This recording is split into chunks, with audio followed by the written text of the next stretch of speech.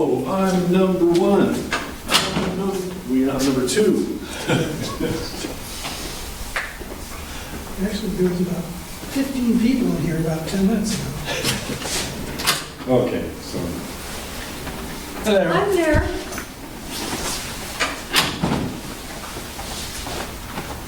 How are you? Peachy. Oh, good. Just peachy. Well, Pretty nice day out there. it was a gorgeous day. Okay, so this is from Matt Coda. Is that your special letter from the DRB? Yeah, Matt Coda, Yeah, he's the chair. right, and I guess everyone signed it. Yeah, it was unanimous, yeah. It was what? Unanimous from the DRB, yeah. Well, Hi, Helen. Hi, Tim. hi there.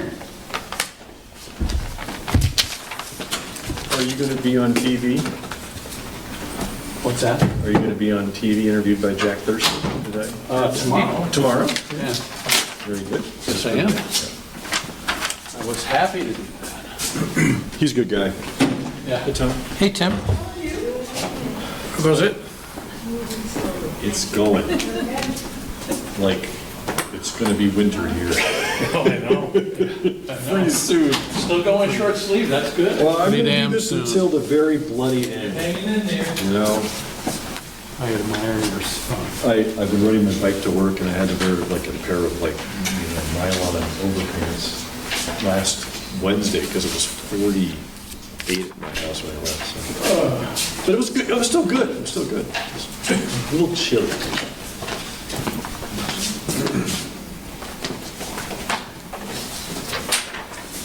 What are the roadwork signs posted down there for Dorset Street? What's that? There's two roadwork signs posted down there when you come onto Dorset from. Oh, from here? Yeah. Or farther down the road? Further down, there's. Yeah. They're paving. They're doing some repairs. Oh, on- those ruts? Yeah. Okay, Oh, Cool. yeah. good. Yeah, the road signs, Yeah, yeah, roadwork, Yeah, yeah. the Yeah, ruts they've are, digging it out Yeah. Nice, that's good, yeah. So there's still. still. From last We're all in Wednesday. that page. yeah, we're gonna have whole new, we're gonna have whole new potholes. Yeah, I'm gonna be here tomorrow night, too. We should name our potholes. We should sell them. Yes. That's a sponsor. Adopt. We'll start with. Hi, Tim, I'm Brian Sullivan, I'm Vice Chair of the DOC. Yes, how are you? Good, thanks. So I'm here tonight to address the issue of the minimum parking requirement. The no minimum, The right? proposed. Right. Yeah. Is that gonna be heard at 7:30? Because there was a possibility that could be earlier if you didn't go into Let's see, executive so session. I don't know if we are going in. Okay, so it's good. Okay, so you're here by the time. Did you want to leave early? This is the next thing after that. Yeah. And this is. Well, yeah, rather less than that, so- brought some crossword puzzles. So I have no idea. This is, yeah. Okay. So just, can you stick around? Yeah, absolutely. Yeah, because these are all lumped together under one public. Yeah. Public hearing, yeah, public question. Yeah, I just want to make sure. Helen just opened the letter from Matt Coda with all your signatures. Okay. It's unfortunate that it didn't deliver until now. So, yeah, it's a public hearing. So, no problem. I got it, I read it, I scanned it. Yeah. All right. You've been on DRB now for over a year, right? Yeah, you guys appointed me in January of last year. Oh, okay. It's been a year and 8 months.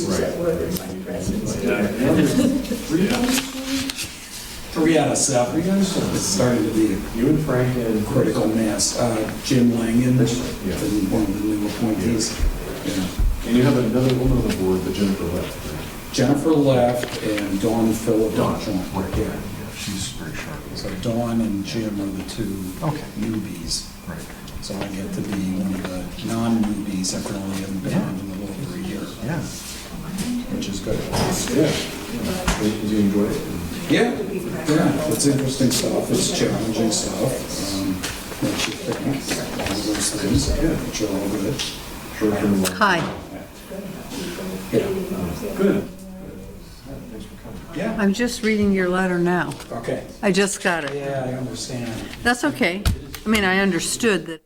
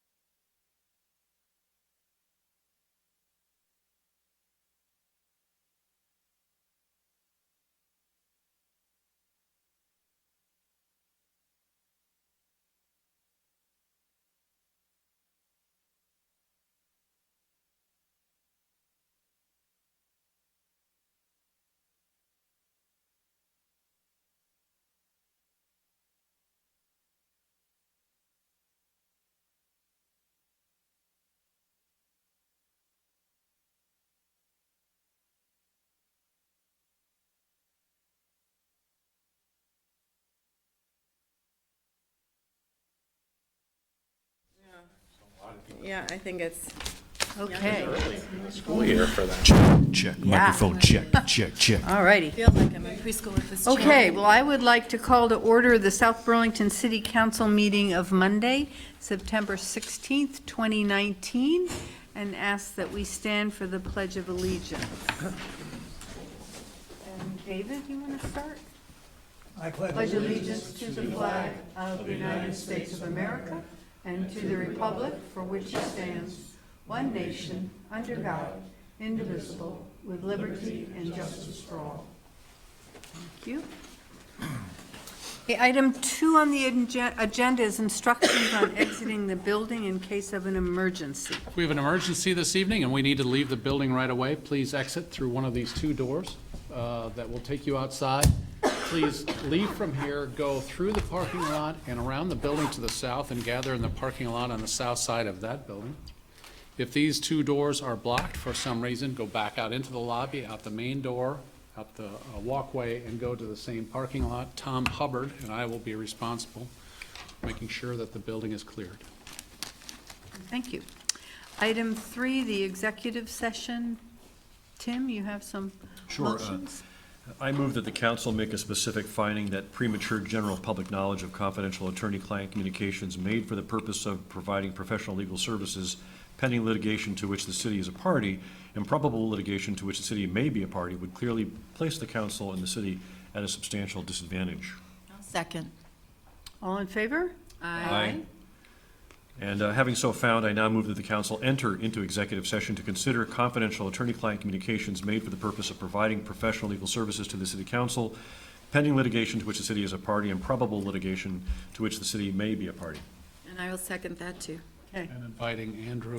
I'm sorry, inviting Mr. Dorn, Mr. Hubbard, Mr. Connor, and Andrew Bulldog, and Amanda Lafferty. Okay, we have a motion before us and seconded. All in favor? Aye. Okay, we will repair to upstairs for our executive session. Okey-doke. Yeah.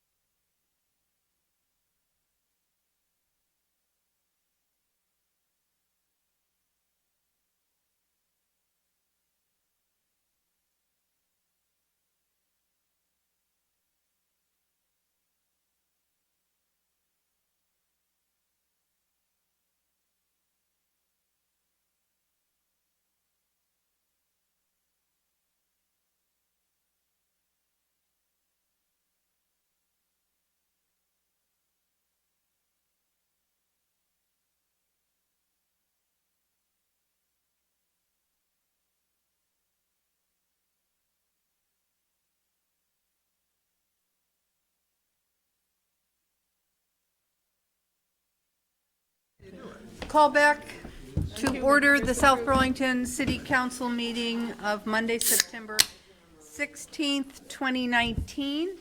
And we will move on to item 5, a public hearing on proposed land development regulation amendments. So Paul Connor, who else is Jessica coming up with you? Open the public hearing or Right. So I will move that we open the public hearing. second? All in favor? Aye. Aye. So the public hearing is officially open.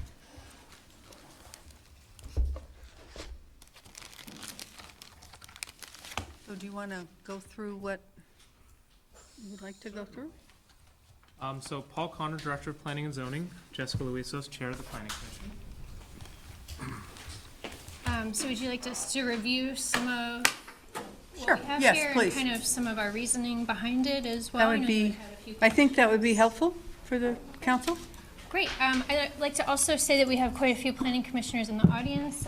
We have Duncan McDonald, Art Lugo, sorry, It's all right. Michael Mittag, and Ted Reilly, which he's there. So 4 other commissioners. And I said Duncan Yes, first. yes. Sorry, Yeah, I appreciate got a the little flustered there. the commission members attending. Okay, so we have multiple different land development regulation changes we're submitting today. I know you had a few questions about the first one, so I want to say a few things about that. It is to eliminate parking minimum parking requirements for city uses except for multifamily housing and accessory dwelling units. And for those, the parking requirements would be reduced. This was something that we talked about as a commission over many months and many meetings. We considered multiple different options here, including keeping the parking as it is, reducing parking minimums, granting additional waiver ability. The DRB has the option to waive 25% of the requirement now. To eliminate parking minimums, which is what we've presented, as well as setting a maximum with or without waivers. And we decided that this approach was best. We had a 5-0 vote to pass it on to you. And there's quite a few reasons for that. And a lot of them are really in line with the goals of the comprehensive plan. We've been doing our best to align our LDRs with the comprehensive plan and all of the visioning that we had for both that plan as well as the form-based code, where we really heard, we did quite a lot of outreach to our citizens and heard back a lot about what the vision for the city was. And a lot of those things were to really support the evolving transportation patterns, not just focused on a car-centric environment. Reducing stormwater runoff, I know that that's a big goal of the city, and by continuing to require additional paved surfaces, we're kind of fighting with that goal of water quality and reducing stormwater runoff. And kind of changing what appears to be us as a city valuing cars over our businesses, other land uses, and other modes of transportation. And really trying to move away from the current design of having our parking lots really sized for those busiest shopping days of the year. So all of that together is really taking some steps towards addressing climate change. Parking minimums are really interesting. There is basically the city making a requirement for developers to install something that benefits themselves. There's not really a specific public, environmental, economic, or infrastructure benefit to private parking. And, you know, this change isn't eliminating parking. It's giving flexibility for the landowner to make decisions about what makes the most sense for their property. There's overall consensus that there's no correct amount of parking. The national standards that are, we use by reference are not really scientific. They're specific to specific types of uses, which is something that we're actually trying to get away from in general with multi-use development and more compact development. And VTrans really specifically did do a study in Vermont showing that those numbers don't really apply well to Vermont. We're typically over recommending the amount of parking that would be required. We had a study done specific to South Burlington that we heard the results from recently. It was done by the Regional Planning Commission and traffic engineers at Stantec. In City Center, they did a whole account of parking utilization. So of the almost 7,000 spaces in the City Center kind of and surrounding area, they found that 35% were used on a typical Saturday, 31% were used during a typical midweek daytime, 21% during a weekday evening, and during a Christmas midweek day, it was 37% used. So, you know, with a large amount of kind of extra parking, at least in that particular study area of the city, you know, we're kind of missing out on a lot of other land uses that we feel like might better benefit our citizens, our tax base, and our city, that better align with our specific goals. That particular study found in the case where there were over 1,000 spaces open, that's over 8 acres of unused land that we could potentially be doing something kind of that fits our vision of the city a little better. Let's see, so I emailed over today. I just thought it would be nice for you to have an actual link yourself that I wanted to refer to. There's an organization called Strong Towns. That organization is dedicated to making communities financially strong and resilient. I know this is something that we've talked about. You know, at the council have been looking at economics of different types of land uses. I know specifically more about natural resources. But last July when we got together as the council, the commission, and other committees, we saw the video by the economist Joe Minicozzi. And he made a strong point about the relationship between land value, taxation, the provision of municipal services, and walkable communities. And a big point of that was that we need to really kind of use our land better, and by having just large areas covered with unused parking, you're not really getting the tax benefit.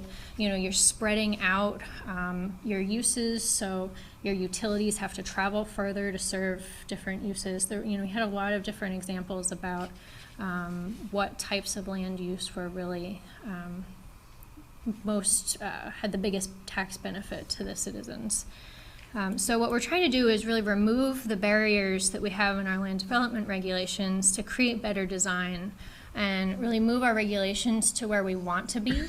I know it might not be always comfortable to have change, but if we're continuing to kind of just hang on to regulations that are based on kind of that car-centric model where each building has kind of a sea of parking around it, you know, that might not really line up with the future that we want.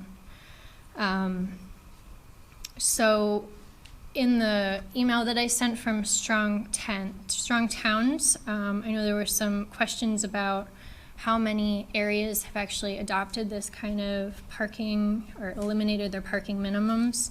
The Strong Towns website does have a map. It includes many different types of municipalities across the nation, not all of which are large. Some of the ones in the Northeast that I noticed that weren't big cities were Bath and Belfast, Maine, Dover, New Hampshire, and Phoenixville, Pennsylvania, near where I grew up, which is actually a very small town. Did those towns eliminate parking minimums?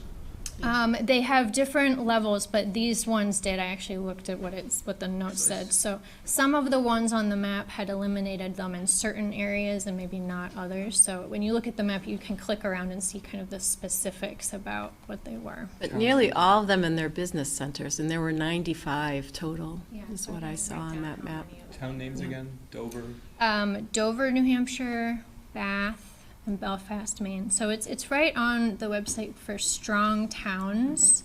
And there's many other examples. I just know there was a question about, are they all big cities? My hometown of Winona, Minnesota is on that list. So. To Councilor Emery's My question. birthplace. Did they remove it citywide, or was it just in the concentrated downtown districts? I don't want to misspeak, but I'm Both. pretty sure these 4 I wrote down were the entire town. But, across the map, you can actually click and see which There's a one. variety. There's another 80 or something that have I was looking. partial. I couldn't yeah. find any that were complete eliminations. Oh, yeah. There were. Oh, The yes. first set. Under A, I think it I was think total Winona, elimination. Minnesota is complete, yeah. So we've done some other things to try to move in this direction as well. This isn't the first item. So a few years ago, we changed the location and kind of the parking standards, where parking is located on the property, trying to move it towards the back so it's not just right up front. So when you get to a building or you're along the street, you're not walking across a parking lot. And having standards on layout and those standards wouldn't be changing. This would be kind of just an additional step. So I know there was a question about waivers and why wouldn't we maybe just increase the waivers that we have? And, that's something we did consider, and we would not recommend that. We actually heard from both the city council as well as the DRB over the last couple of years about trying to reduce the amount of waivers. It's something that's always a lot of discussion. It makes for unpredictability on everyone's part, the applicant, the neighbors, the city, on what you're going to get. And it's not recommended that we have kind of a site-by-site analysis on this, really because we need that predictability. Let's see. And so we did have a public hearing on this, and we heard from 5 members of the public, which I can give a quick summary on. We had Keith Epstein, who's a volunteer for the city and the Energy Committee in support. Peter Smyer, who was an engineer who spoke on behalf of Larkin Realty in support, saying that it would reduce resources and automobile-related development. We got testimony from Corey Gottfried, the owner of the Parkway Diner, who I wanted to quote here. He said, "The parking requirements made it very challenging to make my project happen. It took months longer planning than I feel it needed to. It was very frustrating in the end because I had to reduce the size of an addition of the building to accommodate the parking." We had also heard from Sarah Dopp, who spoke in support. She often speaks on behalf of land conservation, as well as Daniel Seff, another citizen. So, we were hearing pretty varied support from varied sectors. I think it's nice for us when we're hearing from people who typically represent different interests, kind of all lining up. So those were some of the big highlights on that particular one. Did you have anything else to add? I know you had some notes on the sizes that I don't know. Yeah, I think I don't want to we can. misspeak on, or we can get to that if you I have think we can get into it questions. if there's questions. I would note that in terms of public comment, I did send it to all the members of the Development Review Board. Did also send you a letter with their expressing their concerns. So and I think that Brian is here representing them. So. And he'll speak in a few minutes, but I did want to, if you're speaking about the other input, to mention that one also. Good point. So that didn't come directly to us, I guess. So then those Would were you kind like of to some go- comment, and this was Would actually the my council like to question. focus on this one and then move on, or hear all of them and go back? I'd like to hear all of them Okay. and then let the public speak to what. Okay. Do you want to have questions on this one now, or Let's go through all of them first. just go through? Okay. Is that, Sure. okay? So the second one is to amend the transfer of development rights requirement to be consistent with the enabling statutes. So this was a specific ask from the city council. We worked with the city attorney on this. We are not proposing what we see as policy changes as part of this, but as a technical fix to the way that we believe the program was supposed to be working, so to become kind of in line with the legal challenges. And I know we did have some public comment on this one that we're a little unsure of the timeline, if this would cause confusion, because there's still, I guess, an appeal with the court, and so I just want to note that we did get some concern that this might cause some confusion.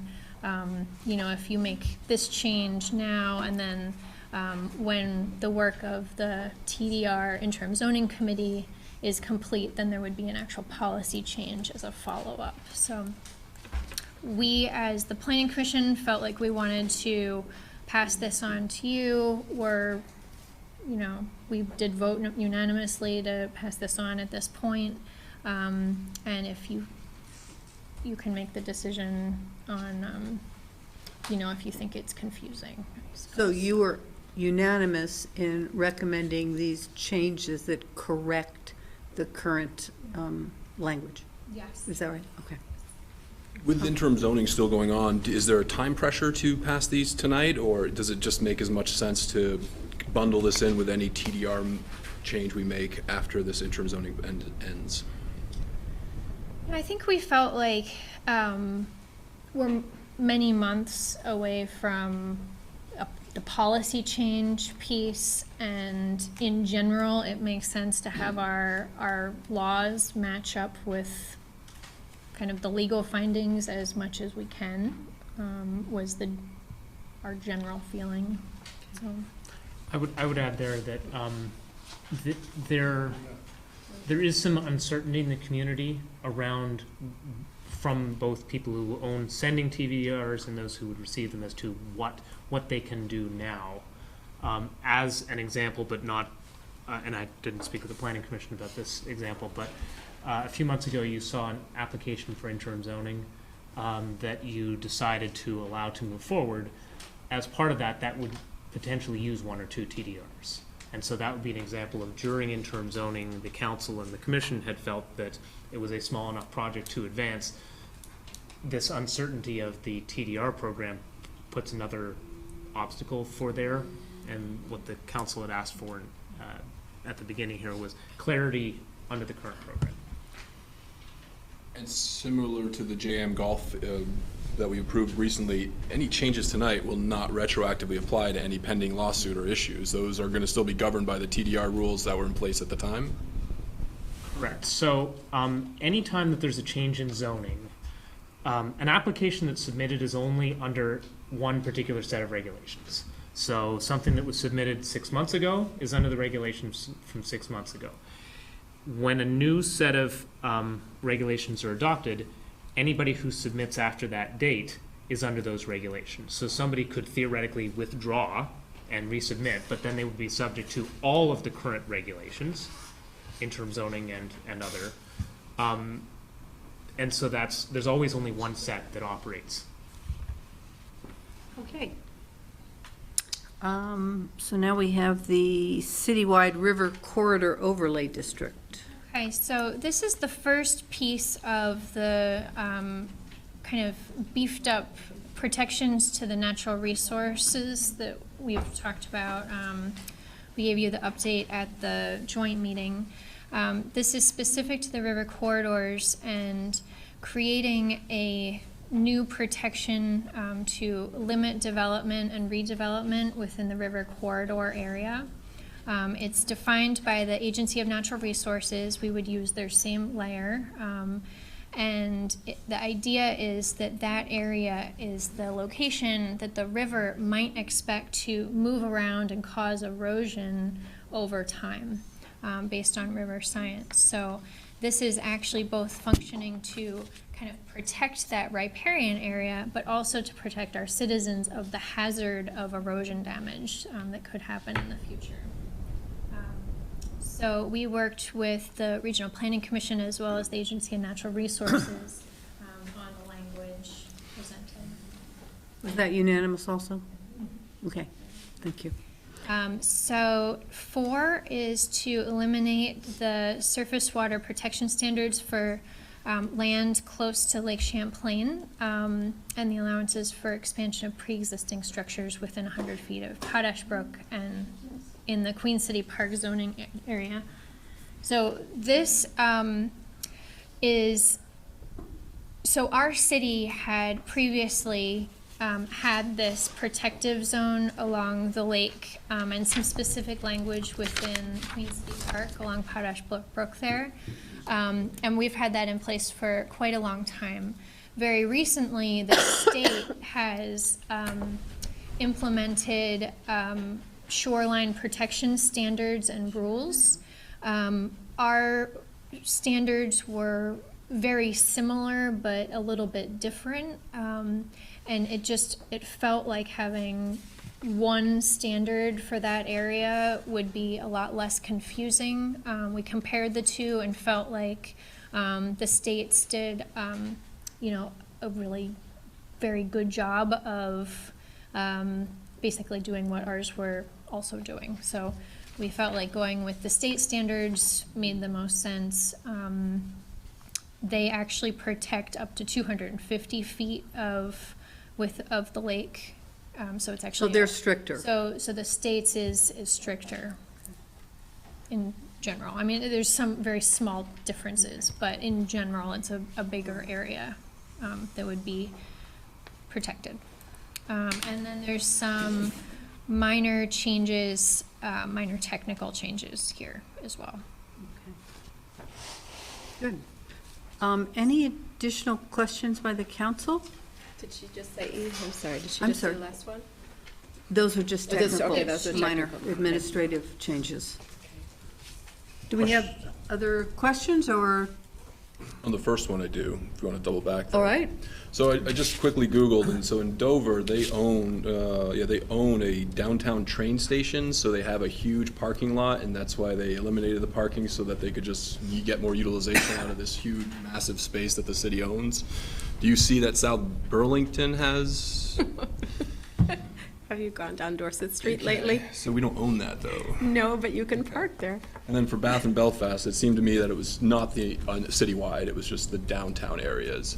But you said 85 towns, and as I was trying to look this afternoon for comparabilities to just see if, I do not see it as a dominant, a most common thing that was eliminated, parking minimums citywide. Was that a fair statement, that that is not the most common approach? I couldn't find any when I was poking around. There but I were just looked at dozens these when two. I was There's looking through. it's a mix. It's definitely a mix. I have one other question on a statement you said. I think I heard you say there's no economic benefit to private parking. I meant tax revenue specifically, I think is what I was trying to refer to there. All right, because I see economic benefit of private parking is that the public doesn't have to pay for garages and on-street parking and managing, so, and then plowing and moving cars. So there is economic benefits to private parking because it has value to put cars where they need to go. All right. And also to the business owner who wants to have clients, right? Yeah. It's in their interest to have people come, right? Sure. Yeah, okay. Thanks. But when you have as much like the U Mall, for example, there's a revenue loss, potentially. Especially if at Christmas time or busy shopping time, it's 37% filled midday. That's what the study said. Yeah. And that was pretty that was remarkable. a It never went over weekday. It was a 37%. weekday, so on the weekend at that time, we don't It's have the probably numbers higher. on that, so. Yeah, I think driving by it certainly is higher, but. Any other questions by council members? Tim? Can we go back to E for a second? Sure. So the ability of the administrative officer to approve minor field changes in site plans. Yeah. Can you give us some examples of that and why that's a desired change and how those those field changes would be recorded and then broadcast to people that would want to know about those changes. Yep. So there's two sort of hand-in-hand amendments in here. One is the authority currently of the administrative officer to issue a field change is strictly limited to those things that came up that were unknown at any time and were beyond the control of the property owner. There are often times when there's little changes to a property that come up along the way that are of no particular consequence one way or the other with the regulations. So a accessible parking space is flipped from what the original design was so that it can be closer to a building, or a parking lot is striped this way instead of that way, or a bike rack moves 15 feet because it turns out that there's a pipe underground, or something like that. The current process for that is if something like this is discovered, then an applicant has two choices. They can either go and correct the physical out in the ground and restripe it or move the bicycle parking space or whatever, and then come and have a new inspection, or they can apply for a site plan amendment, get their approval, wait 15 days, apply for a zoning permit, get their approval, wait 15 days, and then apply for a new CO, which winds up being about 2 months. And the practical effect of that is that businesses have 100 other things going on, and so they don't get to that, and then we wind up sort of chasing for several months and years to get little tiny things corrected. So this is the ability to, on the fly, say, we've looked at this, the new plan is equally good to the regulations as the old plan. It is approved as a field change, and then it needs to be in order for it to get a CO, we need a updated version of the plan that go in our records. Okay. The accompanying piece to it, which is important, is speeding up that process that I just mentioned, which is rather than to do site plan, wait 15 days, zoning permit, wait 15 days, CO, the 15 days is the appeal period mandated under state law. This would authorize a site plan and zoning permit to be a single action. So if somebody does go a little bit over that threshold to where we say, this is a material change, we think that this is something that is not big, but that it is worth, having an official permit that somebody can appeal on it, then it speeds up that process too. So that somebody who's got their act together can submit both the site plan and zoning permit at once. It saves 2 weeks in their process. The reason that I talk about these together is that one of them creates a little bit of authority for the administrative officer to make a judgment call. That also presumably will put a little bit more pressure on the administrative officer from somebody who's anxious to get something done. So the other one makes it a little bit faster if the decision is that it exceeds that very tiny threshold. So we think that between the two of these, we can save a lot of time for things that are inconsequential to virtually everybody. Is there any way to share that decision responsibility among more than one person?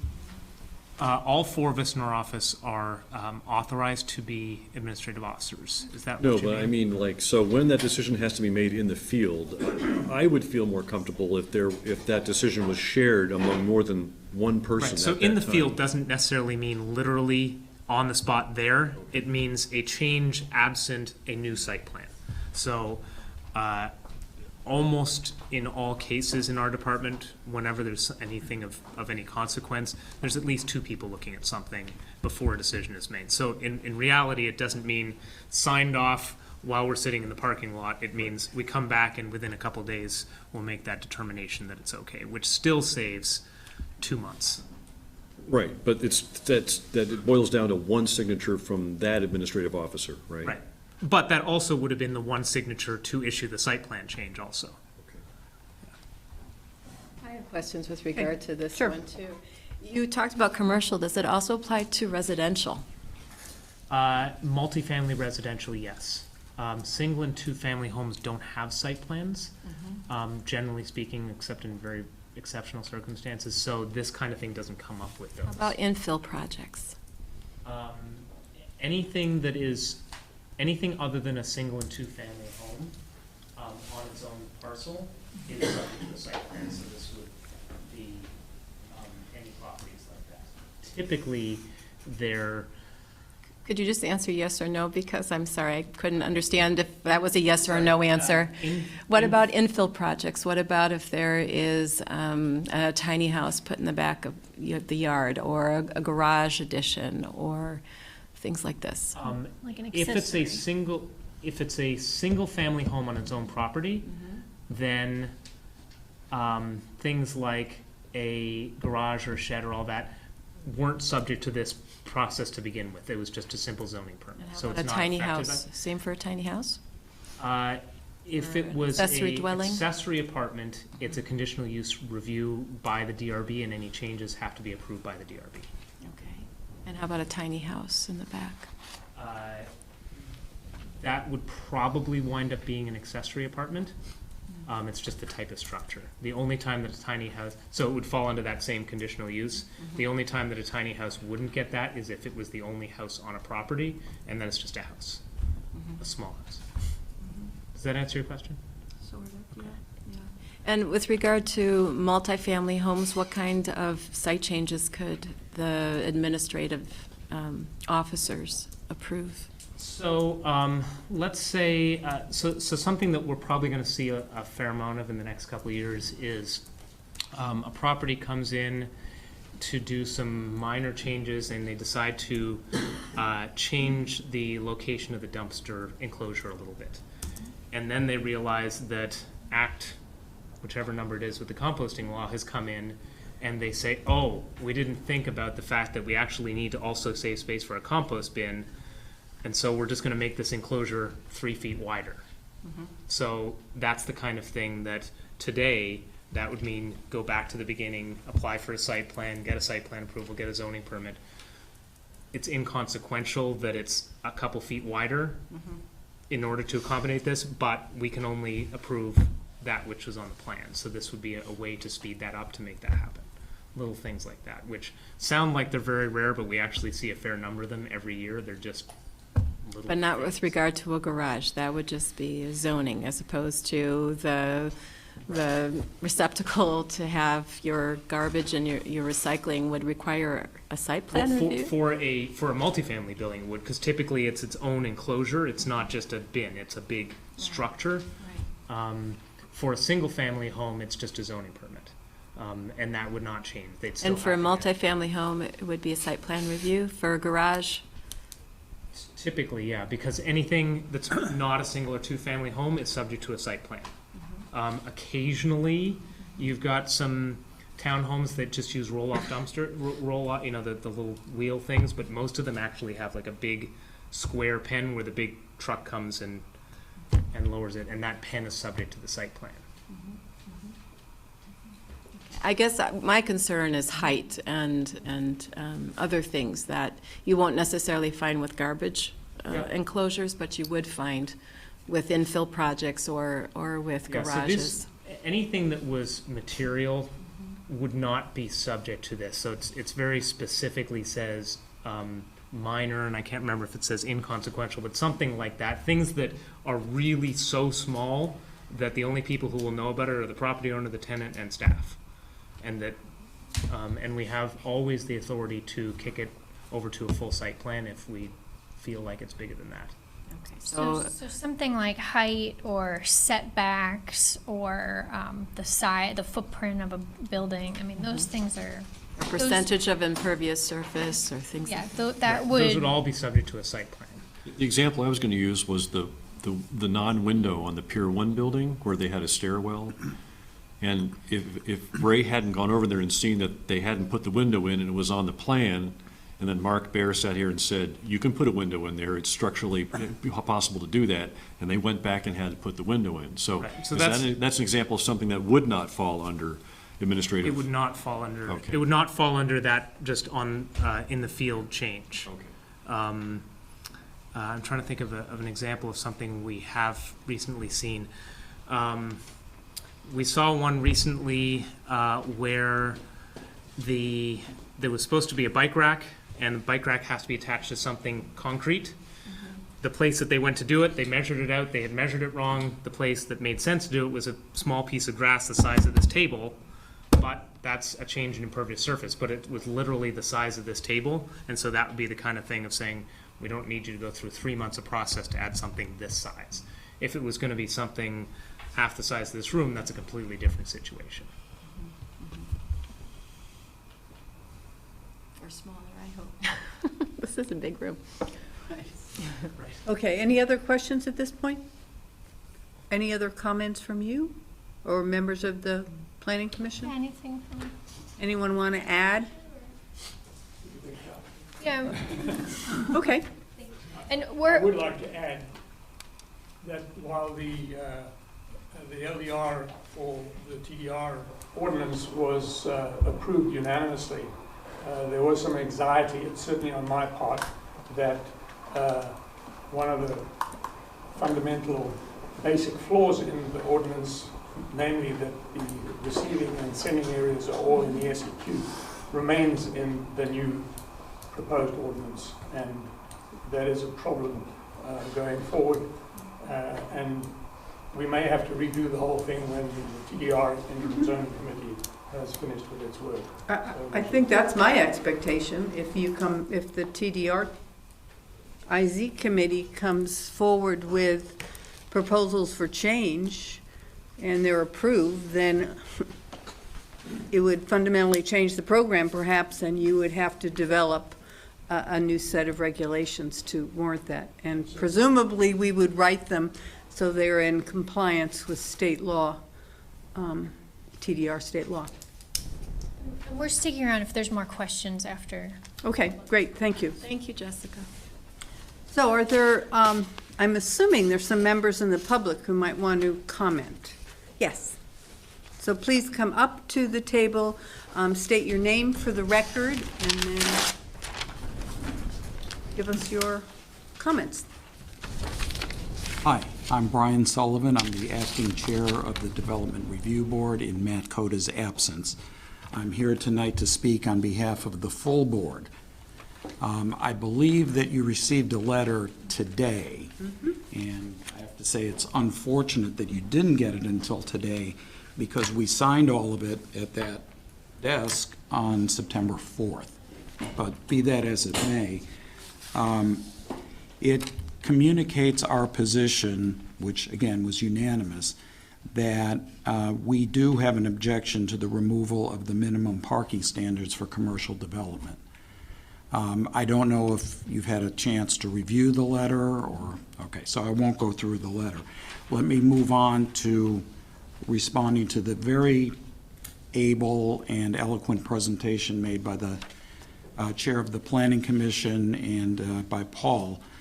First of all, I think it's worth noting that we have no objection and have taken no position on any of the other 4 measures that they propose for adoption. It's only on the minimum parking standards that we've felt it necessary to comment. I would also say that regarding those standards, we share the goals that the Planning Commission just enunciated. I think it's very important, and the board thinks that it's very important, that we take all the steps that are feasible to reduce stormwater runoff, to make South Burlington less of a car-dependent municipality. Those are laudable goals, and again, we share them. There was also reference made to data, data which is supposed to be objective, but of course can be interpreted. We do not have access, as I sit here tonight, we have not had access to the study that the Planning Commission was referring to that led to, I think, the 37% occupancy. That was the question I did have. Jessica, was that included in the LDR that was online? The link online had the amendments to the LDRs, and there was a table there showing the ratio and the maximum parking and the percentage on, you know, whatever day of the week it was. Is that the study? No, I don't think so. We got a presentation, so I don't think it's in the full report. It was part of our Yeah, it was actually pretty recent. Okay, then I'll have a question later about what that table referred to, because I'm sorry to interrupt you. That's okay. Yeah. But it underlines a concern that we have without having seen the data, without examining the assumptions that went into it. We can't offer an intelligent opinion on the validity of the study. Similarly, and I'm going to defer to my fellow board member Frank Kochman on this for him to speak in a minute, the small towns initiative data, which we did have access to, I think our interpretation of that is a bit different than what the Planning Commission derived from it. I think it's strong towns. Strong towns. Okay, thank you. Well, if someone wanted to look it up or something, that's the name. The Strong Towns map, I think I heard. Okay.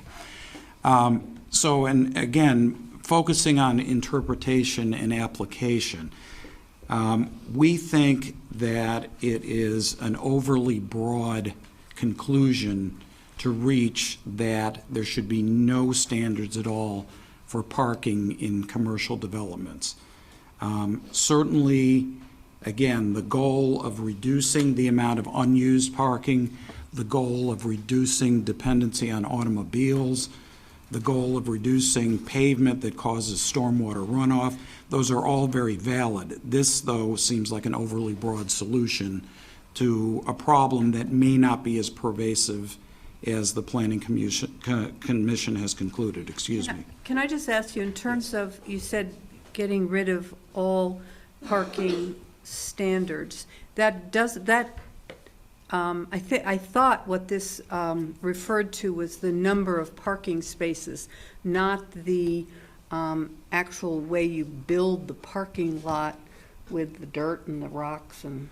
No, I was talking about the quantitative It's the standard. quantity, okay. Yes. All right, I just wanted to make sure that Right. you understood it wasn't eliminating. No, you know. we're focused solely on quantitative, not on Okay. qualitative. Okay. And we feel it's overly broad. We also feel that it kind of cuts out public participation. If there is a nearby business owner, if there's a nearby group of residents that feel that by virtue of the particular commercial development not having mandated parking spaces, that they will bear the brunt of that people will park in their areas. We don't have a way to factor that into our deliberations. We say, you know, our hands are tied. We don't like saying that, frankly. It's more work for us to have to apply a flexible standard like the one that's in place now. But I think it's important work because it allows the public to have their voice, and it forces us to look at a kind of a balancing of the laudable goals with the proposed application. So we're in the letter we sent, we refer to this as a conceptual defect. Conceptually, it appears to take away our discretion, and it appears to take away public participation. We also refer to an empirical defect, which is one that focuses on the fact that we know of no development in which a minimum parking requirement has caused the development to be denied. So we don't see that removing that standard is a way, is needed to deal with a problem of arbitrary denials, because there haven't been any.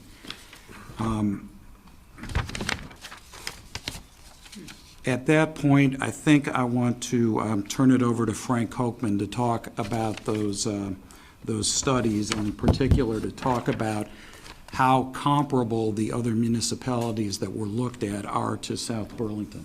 So Frank, go ahead.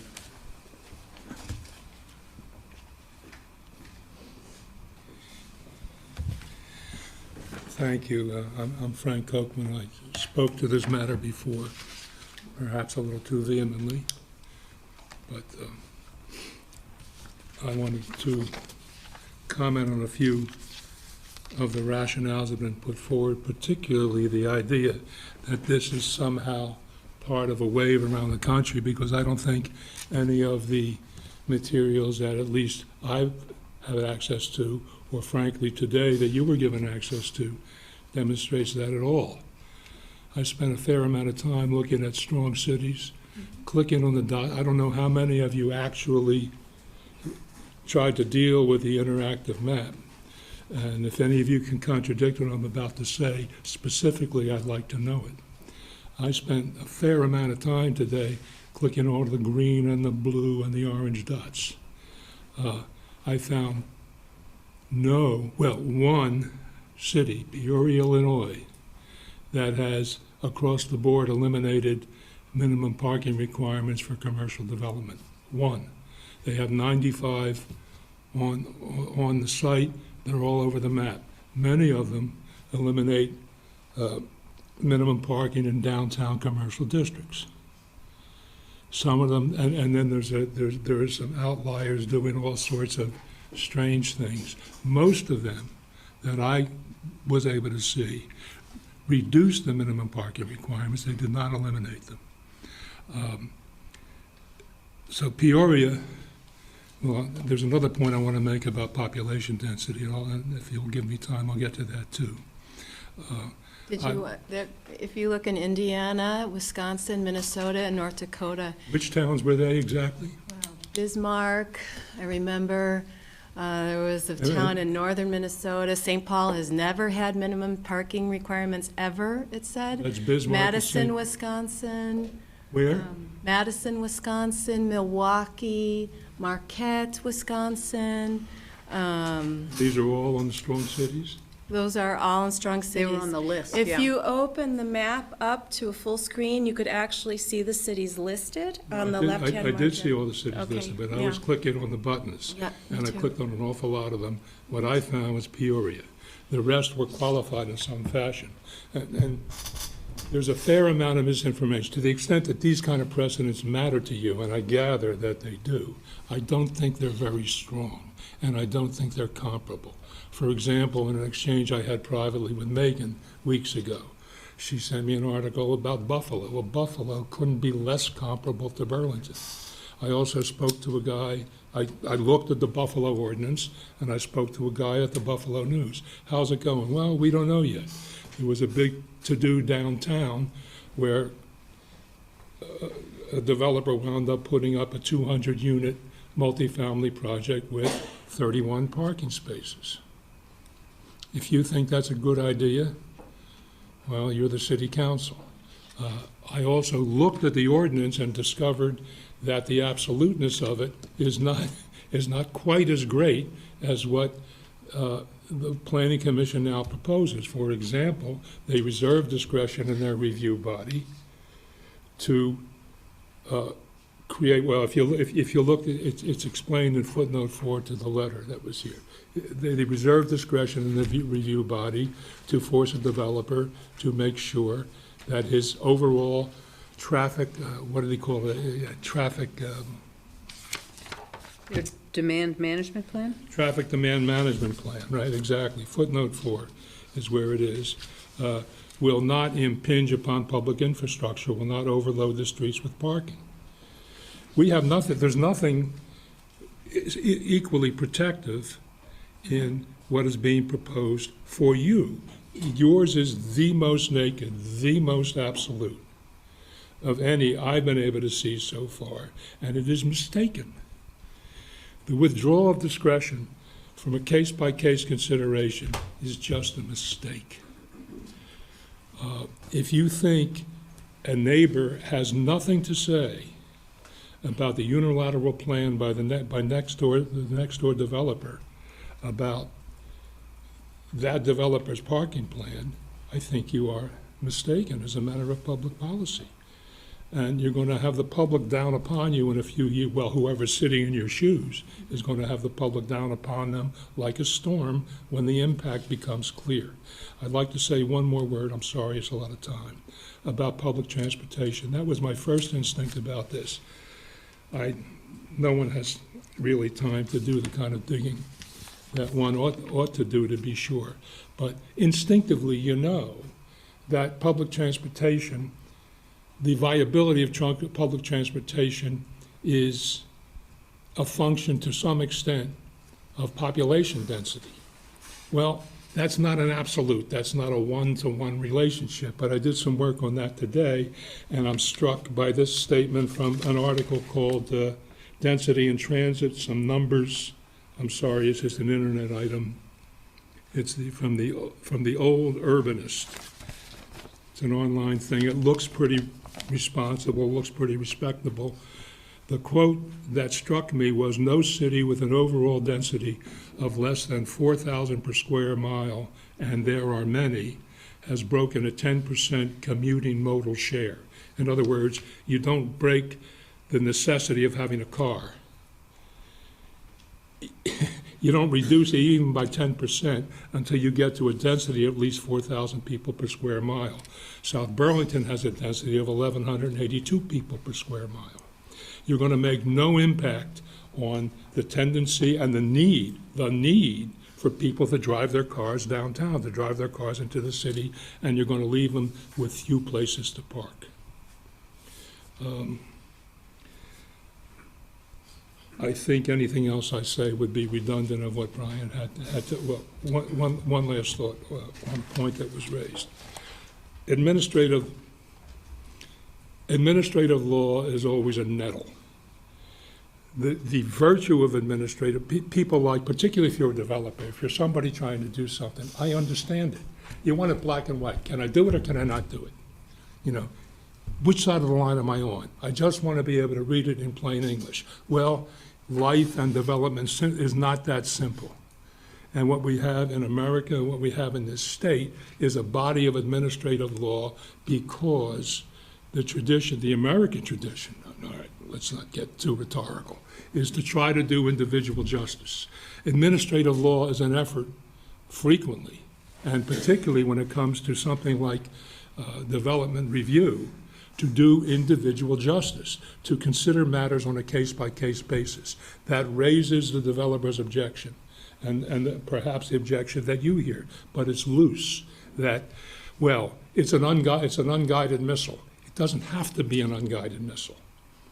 The point when you vest discretion in an administrative body is to create standards that are reasonable and that can be understood and that control the discretion. By way of example, if a developer comes in and wants to drastically reduce the number of parking spaces he has, well, let him come forward with a plan from the Chittenden County Transportation Authority saying, if you build this, here is the service we will provide for you. That's the kind of discussion we could have, just by way of an example that comes to mind. You can't. So wouldn't this change enhance that or promote that conversation? We have nothing to, no, there is no conversation. When you say. I understand that, and you think there should be. So I'm asking if you don't have a specific number of parking places determined by zoning or LDRs. So a business comes in and they suggest they need 30, and they're at a place where they then might have the conversation with. I want to be able to. I mean, they are completely, what you're doing is turning over, you're letting the fox loose in the hen house, I'm sorry. That's just what you're doing. If you think that you can count, there are developers and there are developers. Let us say, as a Vermont truism, that on the whole, we only have wonderful developers here who have the public interest at heart. Well, we know that that's not the developer's job. The developer's job is to build something he likes and make a profit at it, and to meet the standard he's got to meet, sometimes grudgingly, sometimes less grudgingly, but not with the public interest at the forefront. You have this body, this Development Review Board, that is supposed to have the public interest at the forefront. You cannot vest that interest in the developer. That's what you're doing here when it comes to parking. You're saying, we're going to leave it up to him. He'll take care of the issue of public transportation. You know, you have seven people who you've considered and appointed, all of whom are experienced and who have who required very little discussion to come to a unanimous view on the lack of wisdom involved in this provision.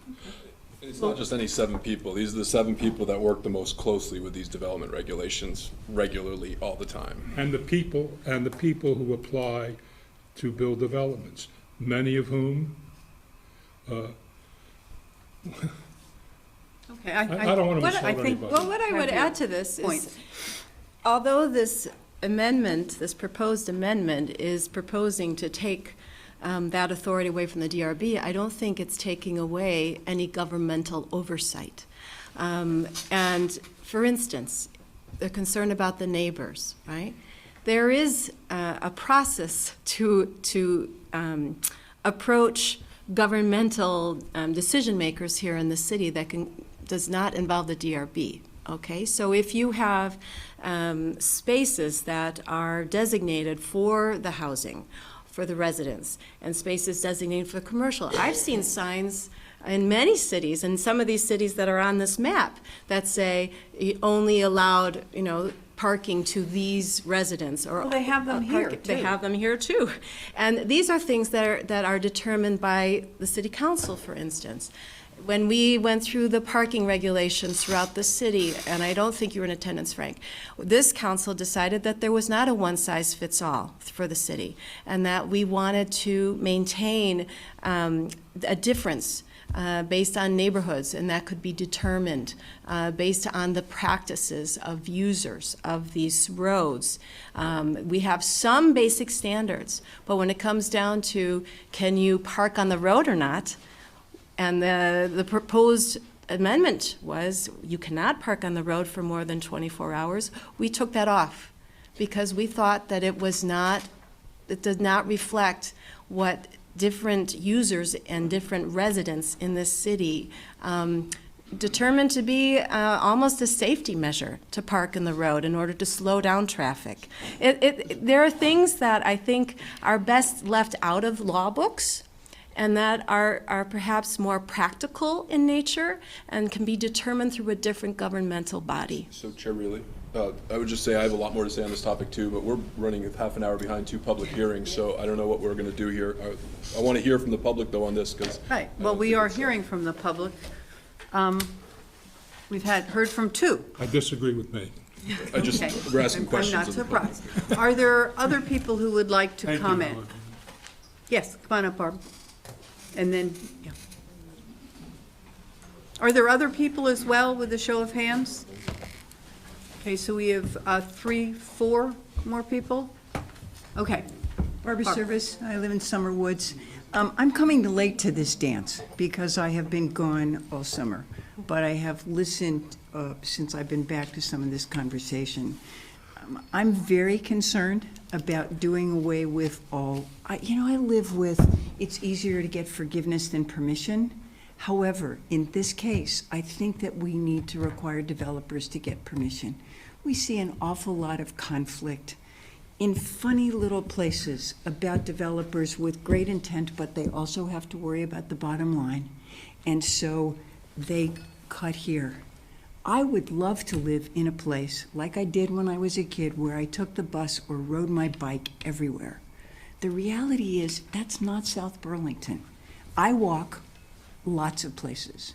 I'd love to be able to see people ride more bikes, but you know what? Williston Road really isn't working.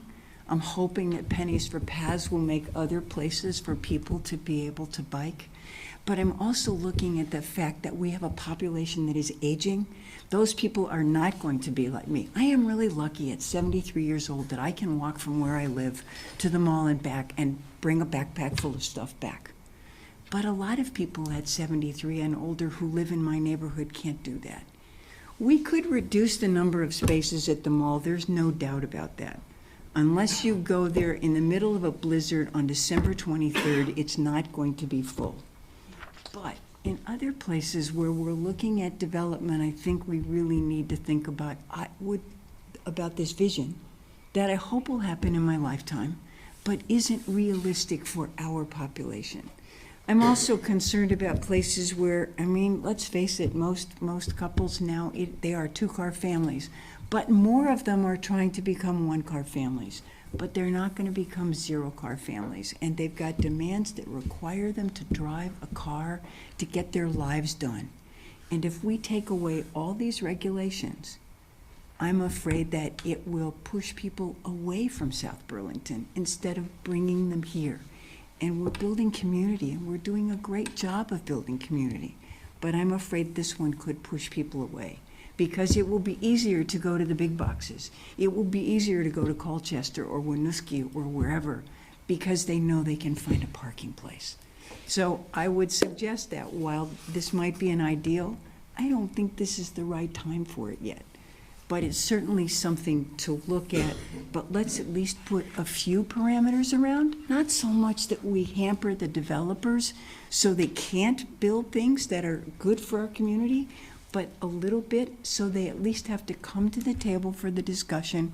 And so there is a forum, without having to come to the city council every time, that when there's going to be a new building, people in the neighborhood, if they read the paper and they pay attention, they know there's a way that they can come to the right forum and say, I'm worried that this development is going to cause people to park in my neighborhood, and already in my neighborhood there are too many cars on the street. But to create that kind of dialogue and some minimums around that would be helpful and keep that communication open without tying everybody's hands in the process. And it's not only biking, it encourages parking garages to be built, Barb, this kind of regulation, all right? It makes it so that it is a shared parking structure as opposed to each business having their own, off-road parking. And that is something that I think is being lost in this discussion. I don't that like allows... parking garages, Megan. I don't think they're safe, and I don't think they're a good idea. That's just me. I don't think they're safe in terms of, pardon me, this is a stereotype, the little old lady who needs to go shopping, and it's dark and it's cold, and she has to go to the second floor of the parking structure, and she's not comfortable doing that. And I realize that's a stereotype, but I think about my mom, and I think about some other people for whom it doesn't feel safe to them. And I also don't think they're very attractive. So there are a number of things around that. I think better for the environment. I think we ought to continue this discussion. I don't think that we're ready to make this loose a requirement yet. Can we? Yeah, and I realize the Planning Commission has done their studying and all the rest, but I'm still not convinced that we're ready to go. Thank you. Sorry. All right. I didn't mean Oh. to smirk at Barbara about Colchester, but she just brought to mind exit 16. Yeah. No, I mean, I just picked it out of the air, Tim. It's like, yeah. Exit 16 should be on everybody's mind. Good evening, folks. Let me make something perfectly clear. Dave, will you introduce yourself? David Crawford, 4 Concord Green. I want to make something pretty clear right at the beginning. The thoughts that I'm sharing with you are mine and mine alone. They're not anything that has to do with the committees that I have the pleasure of serving the community on. So with that in mind, a little bit of background about why I'm here. My comments are based on my 40-plus years as a municipal administrator and working in numerous commercial numerous commercial developments. Also, uniquely, I happen to be the first manager of Bedford, New Hampshire, and that was very unique. As that position, you had to serve on the Planning Commission. I thought that was really kind of odd, but it was there. I've also had experience in the private sector, working with or for developers to do developments. So that's a little bit of background. Now, where I came up with this, I'm a late starter in this, amazingly, in the sense of this proposal of parking requirements. I happened to learn about by attending a DBR meeting, and this was last September, on the 4th, where they were discussing what they were going to do, and I was saying, what's going on here? I came to the conclusion that to eliminate parking completely in commercial developments is just not right. I'm having trouble getting my head around it. Now, let me say, my perspective is a bit dated. And it's good to hear that there's new ideas out there, and I think we ought to try to encompass them. So I don't have all the experience that the Planning Commission developed as part of their process. Having said that, I still think that we ought to look at not completely eliminating the parking requirement. I think the the Development Review Board's idea to reduce it to some percentage, I would say give them discretion up to 75%, but still keep the discretion. Watching them go through the process with developers, they do get collaboration. They aren't denying applications, as far as I can tell. They are working to make things happen, and that's an important ingredient.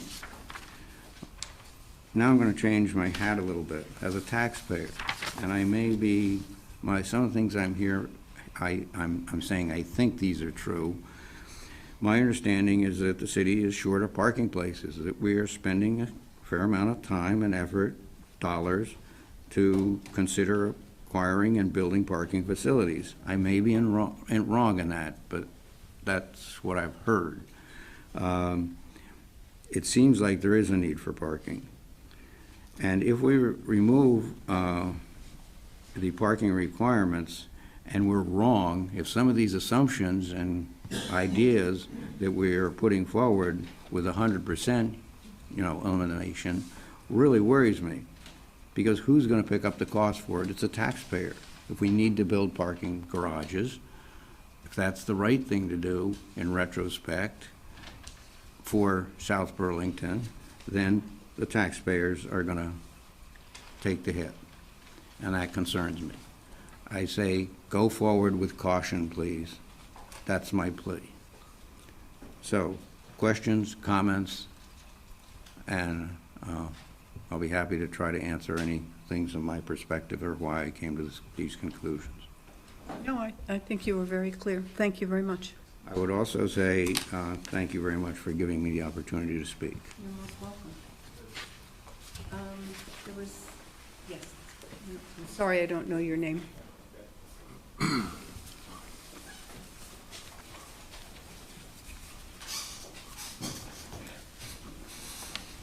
Hi, I'm Peter Smyer from VHB. I'm here on behalf of Larkin Realty.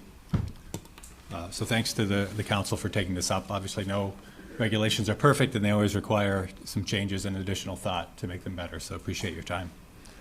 A lot of what was said earlier was on my notes, and I've kind of scratched things off and to try to not be redundant, so bear with me. But I think in summary, we support the not elimination of parking, but elimination of a prescribed amount of parking that is in the bylaw. So I feel like we're sort of, the discussion I'm hearing, it seems like there's a lot of discussion about this sort of phantom project of a big box store with no parking.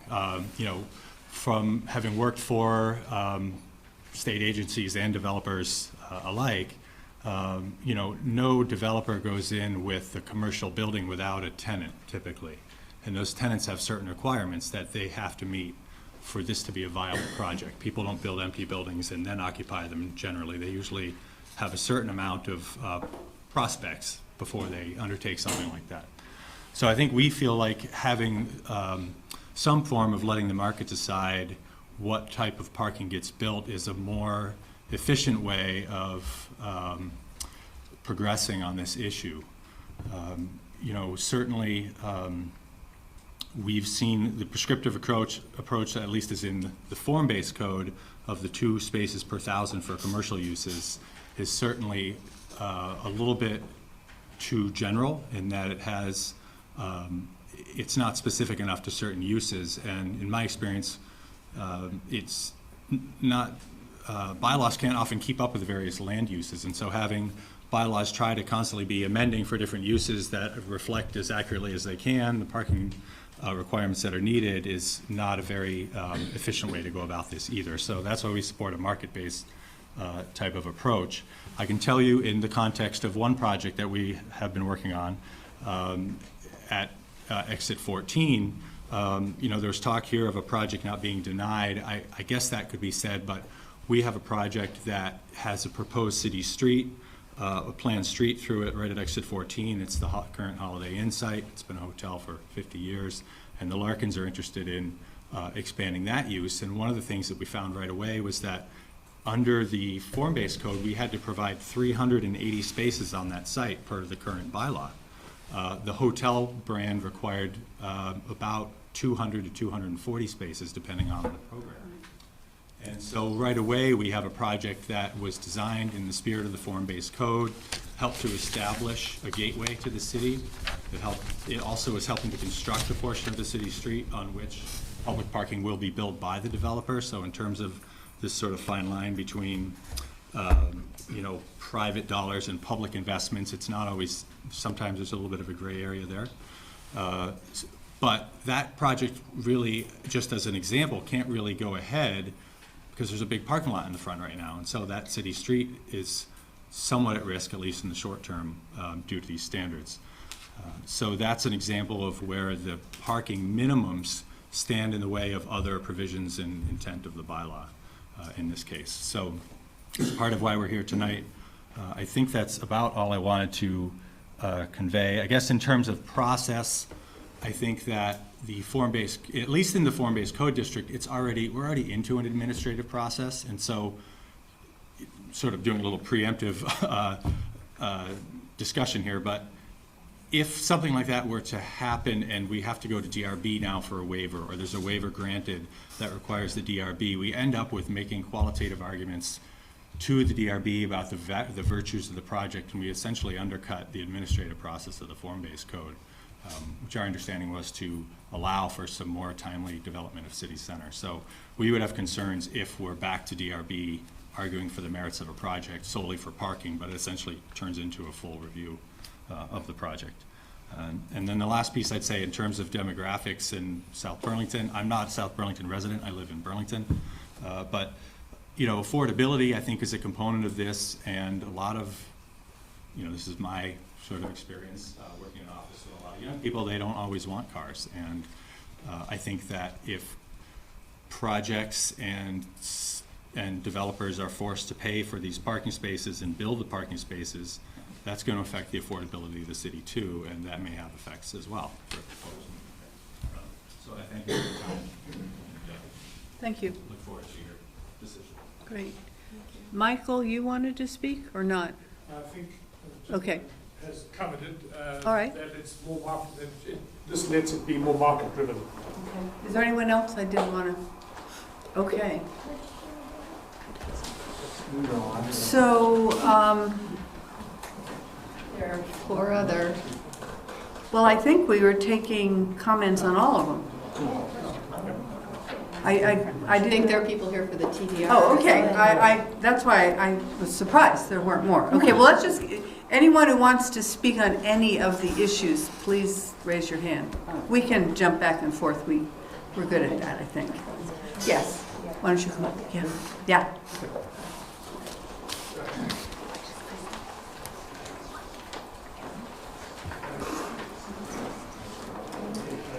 Lakerhoff, 15 Shade Drive in South Burlington. Just like to read a couple comments about the proposed TDR amendment. This is well written. From a purely conservation point of view, the current South Burlington TDR program is problematic, and that the TDR sending and TDR receiving areas are all in the SEQ, which is where almost all of South Burlington's remaining open space is located. The consequences can be dense developments in areas where our LDRs and comprehensive plan encourage open space preservation, scenic view and natural resource protection, wildlife habitat preservation, and continued agriculture. Basically, we wonder what's the rush? The TDR-IZ committee and the interim zoning committee haven't made their final decisions on what they're going to recommend. And there's a Vermont Supreme Court ruling that's pending that's very important regarding TDRs. So I'm wondering why we're here now and why Why don't we wait until we get the recommendations? And why don't we wait to see what the Vermont Supreme Court says? And then make a decision that makes sense going forward. Okay. Thank you. Anyone else? Yes.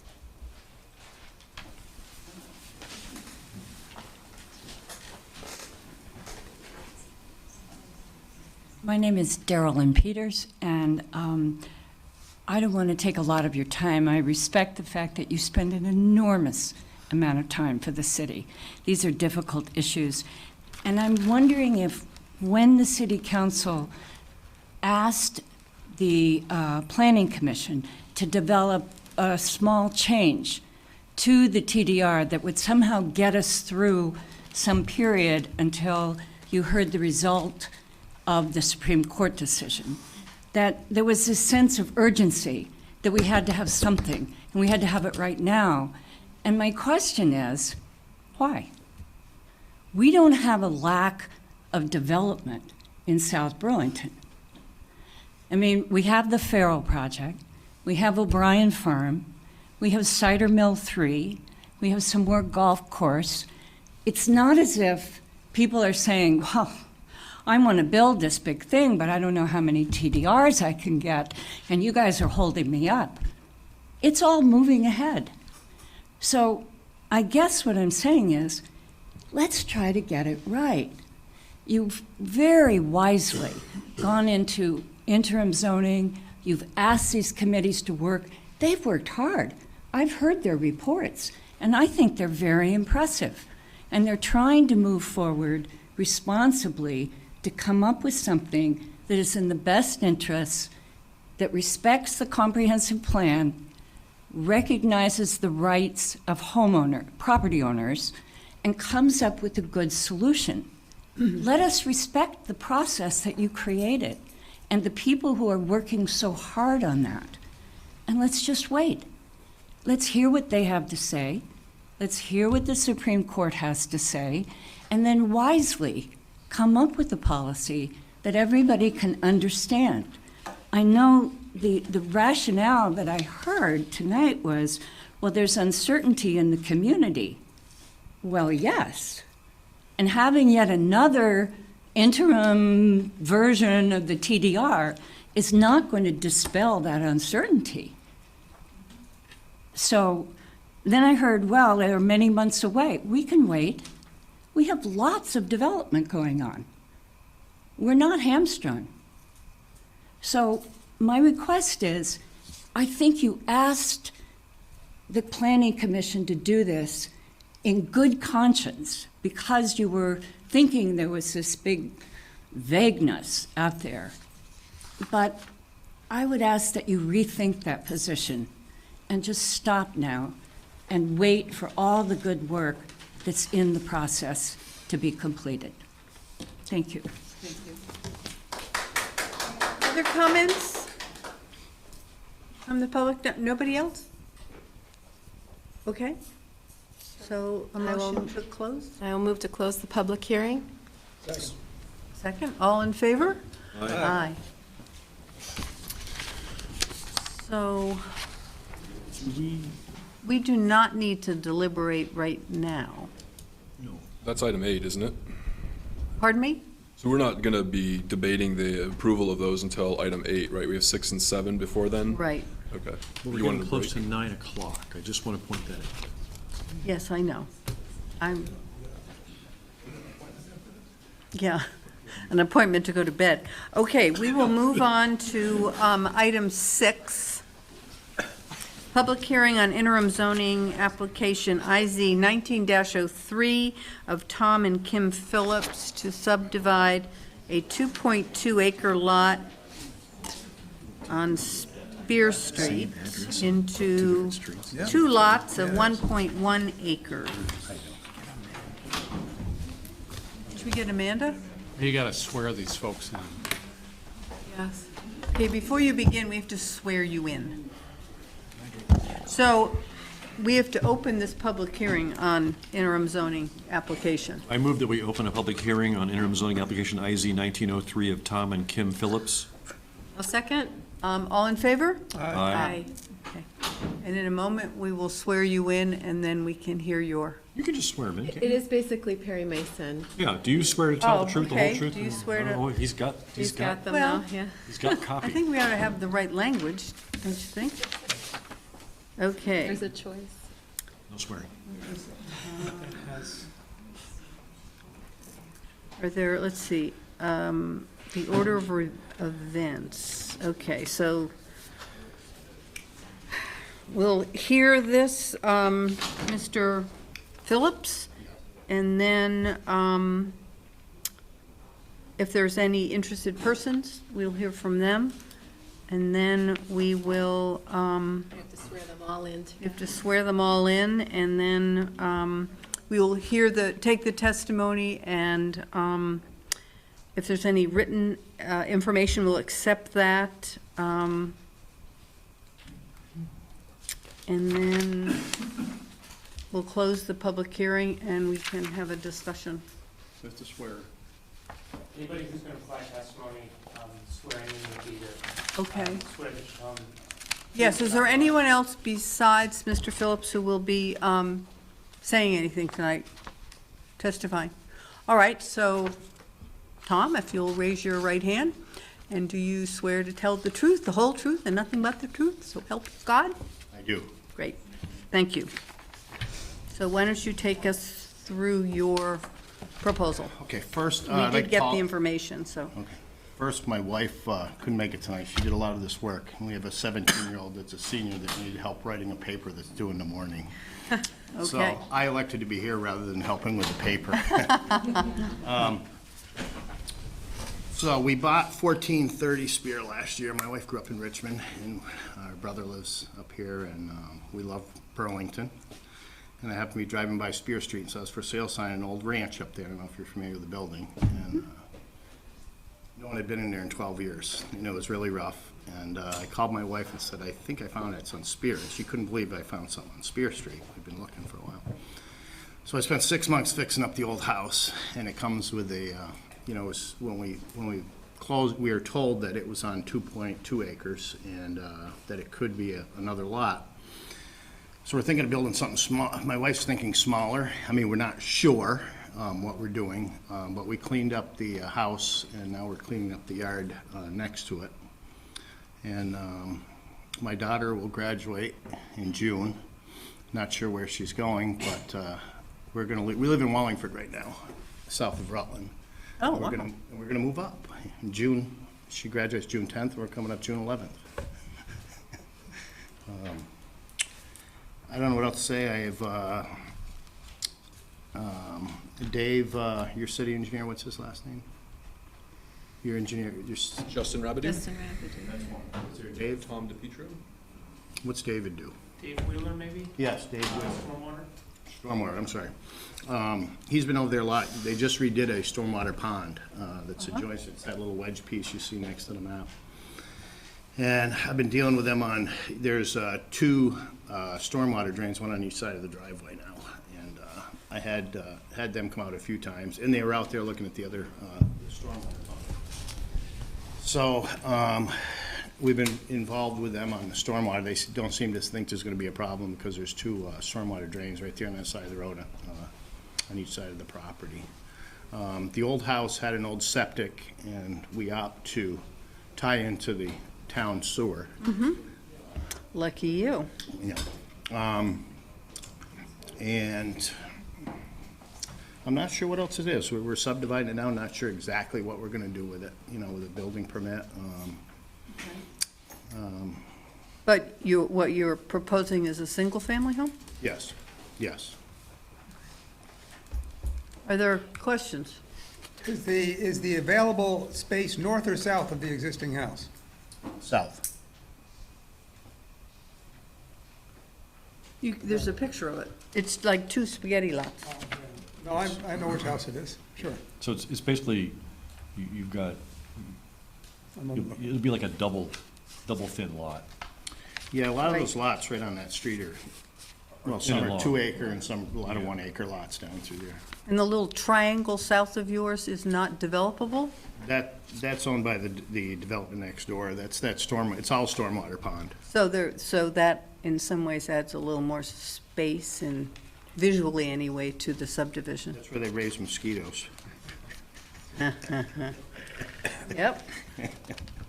And ticks. Is this land eligible for TDRs? Where's Paul? No. Yeah, I didn't see how it was zoned on the or Paul, application. rather? The zoning for that district is southeast quadrant neighborhood residential. And so there could be 1.2 dwelling units per acre without TDRs. And then under a TDR program, it could go up to 4 dwelling units per acre. I believe it's 2 would be eligible, correct. We haven't finalized our map yet for the IZ open space. When we had the previous applicant, I actually took it back to the IZ Open Space Committee to have them review it. Our next meeting's the 25th, if you would like us to review it. I thought you were looking at 4 acres and greater. That's true. And this is a 2.2, Take so I away. don't know as this would be in your... You're correct. Sorry. That's my cold talking. Yeah. What's our choice, to approve this, or? Right, to approve or Yeah, I think, to approve. But we wouldn't do that now. We won't do that No, I now. know. If you have some other questions. no, I don't. I mean, I drive past this every day, multiple times. I know exactly where it is. I don't see any impact whatsoever. Would you see an impact if TDRs were purchased and there were 4 houses on this lot? Potentially, because that's a lot of houses on a skinny lot. Yeah. But as the gentleman has stated, 1 house on that lot is not going to have any noticeable impact. It's set back fairly significantly from the road as well. So if we close this and not continue it, it goes to the DRB next? No? No, just Well, us. it's separate, right here. No, there's no, Up to us at this.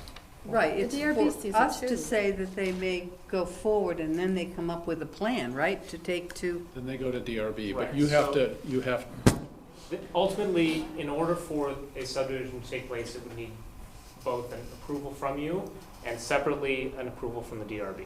They've chosen to come to you first. They could have gone the flip way, but it needs a yes from both. That makes me feel better. So the DRB is going to look more closely at this. Yep, Okay. and that would be, you've seen a line drawing, that would be there would be proper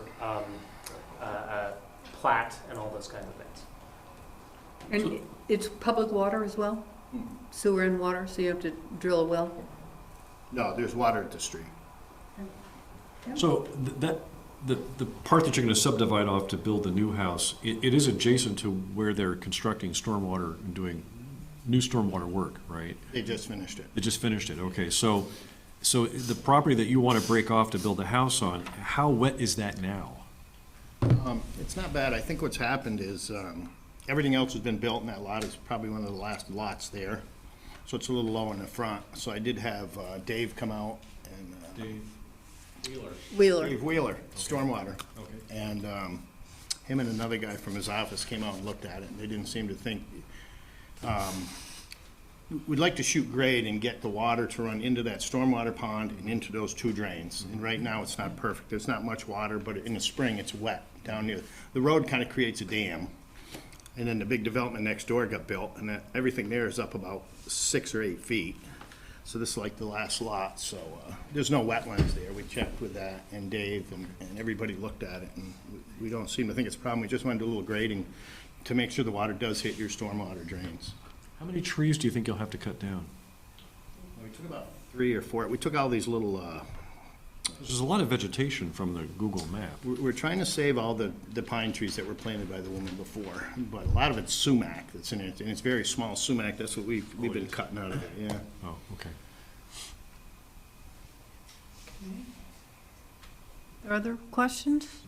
No, just as a matter of interest or whatever, if it's the house I'm pretty sure it is, the previous owner had always talked about the potential for another house on that same lot.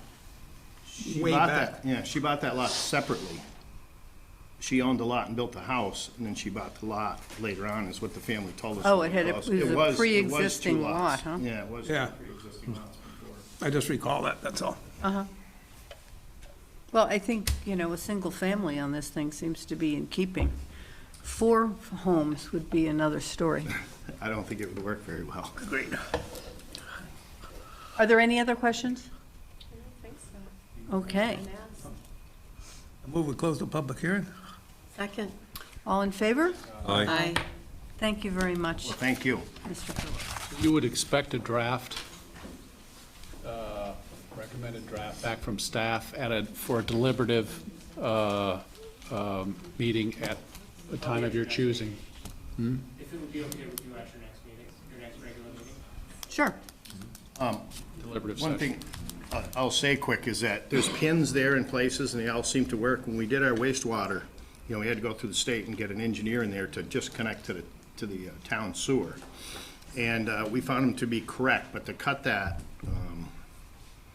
lines that show and the pins that are there, there's metal pins there. What I'd really like to do eventually is to get a new survey in there, because it's kind of old what's been going on in there. And just to make sure everything's correct before we either sell the house or the lot or whatever we do. So I'm just letting you know that I'm planning on doing that. If I get the okay on the permits and everything to do this, and it's probably one of the first things we'll do. That'll be part of the PRV process, is Oh, to well, have a proper okay. survey of the property before you subdivide. Okay. So our next meeting is October 7th. Right. So that's when you can, I guess that's when we'll have our deliberative Yes. meeting, and then within a week or 10 days, we have a, You would have a proposed decision from Paul Okay. to consider at that meeting. okay. Thank you very much. All right, item 7, public hearing on interim zoning application IZ 19-04, Scott McAllister, to subdivide a 1.23 acre lot. It currently has a single-family home into 3 lots. I move we open a public hearing on interim zoning application IZ 1904 of Scott McAllister. Second. All in favor? Aye. Okay, so raise your right hand. Do you promise? Is anyone else going to testify or comment on this proposal? All right, so do you, what's the word? No. Swear? Swear to tell the truth, the whole, you shouldn't swear. Do you swear to tell the whole truth and nothing but the truth? I do. Okay, thank you. So would you please share with us what your hopes and dreams are? My name's Scott Homestead. I'm a civil engineer for Krebs and Lansing Consulting Engineers, representing here with Scott McAllister, the owner of the property and the applicant. The proposed property is located at 1430 Heinsberg Road, and this parcel is actually it fronts on 2 streets. It fronts on Heinsberg Road and also Highland Terrace. And the existing house is accessed from Heinsberg Road, and the proposal is to subdivide the property into 3 parcels and construct 2 new single-family homes that would front Highland Terrace.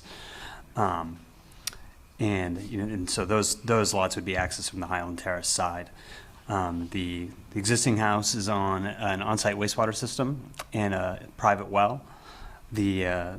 As part of this project, we would hook up the new houses to municipal sewer, and also at that time connect the existing house to municipal sewer as well while we were in there.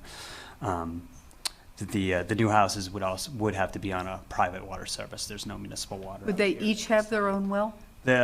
We'll have to sort that out. The current idea is that the 2 new houses could share 1 well. The existing well that's out there is a very high yield. It's a 50-gallon-a-minute well, which if we found something similar, that'd be more than enough to support several residences. Is that typical? I don't know. To share wells? Is it? It is done. It's done, in my experience, it's done when the development is dense like this. When I do, 1 or acre more lot subdivisions, we typically don't. We put each individual well on its own house, but each well comes with its own series of separation distances, and once you start trying to put them close together, they can interfere with one another, and I think it actually makes sense in this case to share it. Okay. So, that's the concept we have right now. We have concurrently applied to the Development Review Board. We are on the agenda for the October 22nd meeting, I believe. We thought it made sense to come here first and sort of make sure we had a project before we kept going there. And Will this require a TDR? it will, actually. It's the same, similar to the prior meeting before you. This is in the Southeast Quadrant Neighborhood Residential District. It's a 1.2 acre lot, so under traditional, they could only do the one house. With TDRs, they could go up to 4 units. We're only proposing 3, is the idea here.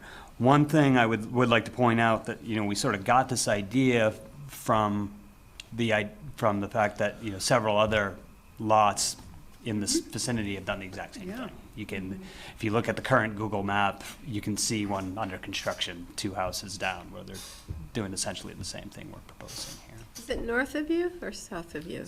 The one that's on the map is, I think, south.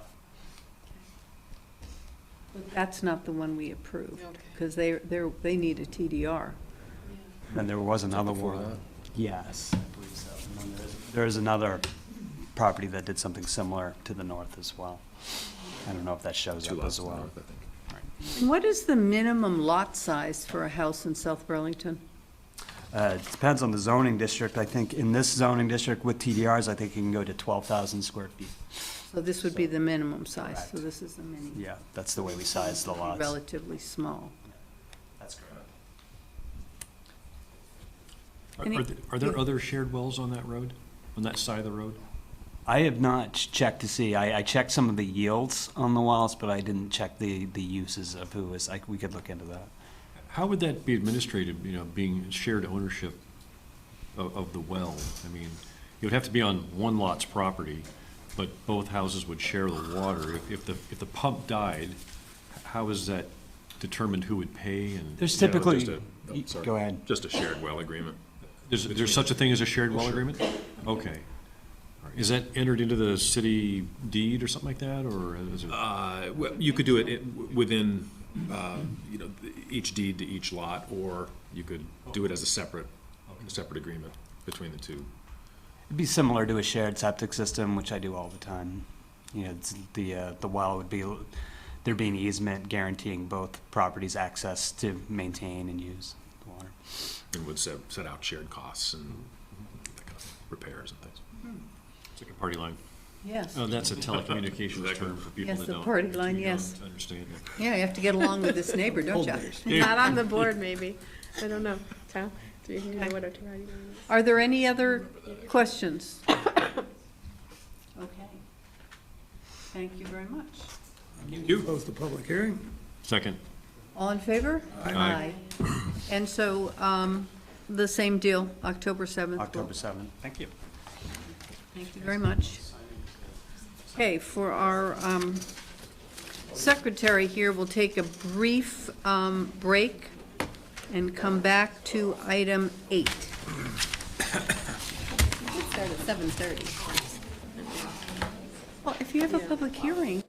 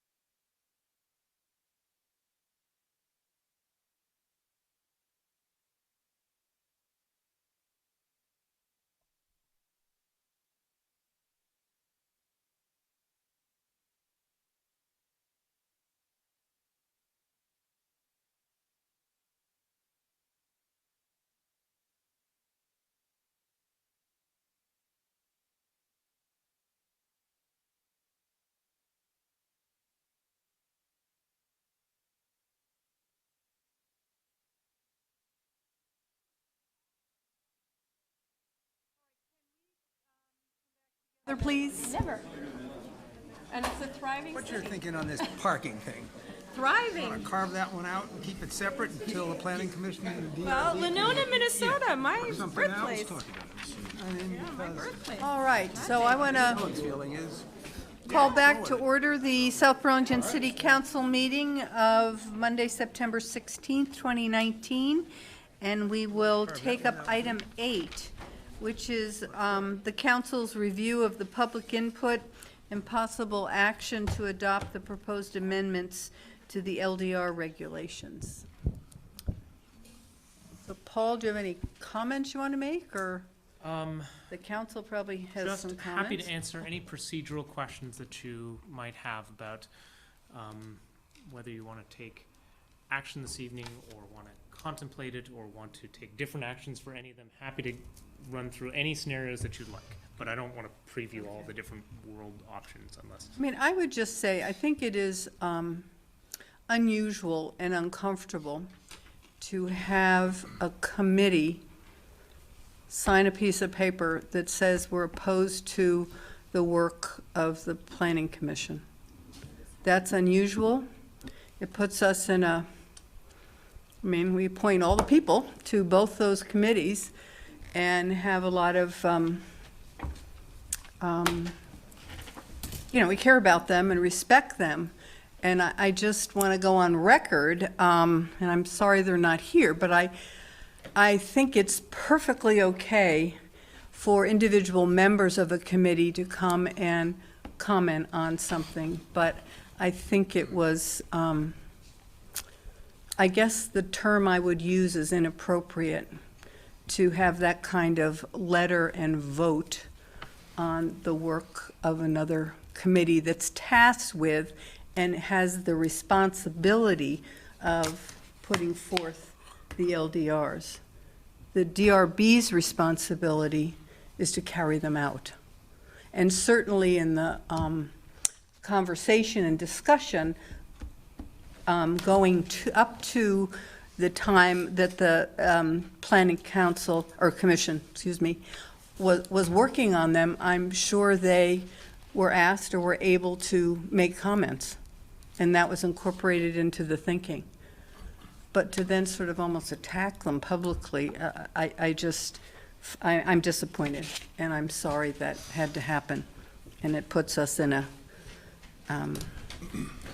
a weird situation. But given that, here we are. So, council, what are your thoughts? I'm ready to pass them all. My biggest concern was with E, to be quite honest. And I'm happy to explain my reasons. I truly think that what Mr. Smyer, the Larkin representative, said and what he brought forth was really needed to be heard, which is businesses and tenants of these commercial properties count on parking in order to exist. It is not going to go away. And I repeat that we have in our city center a huge lot that basically sits unfilled. We have in Technology Park huge lots that basically sit unfilled. And it makes sense to me to take something that is in law and takes years to change and to adapt to an existing situation out of the law books and make it more nimble.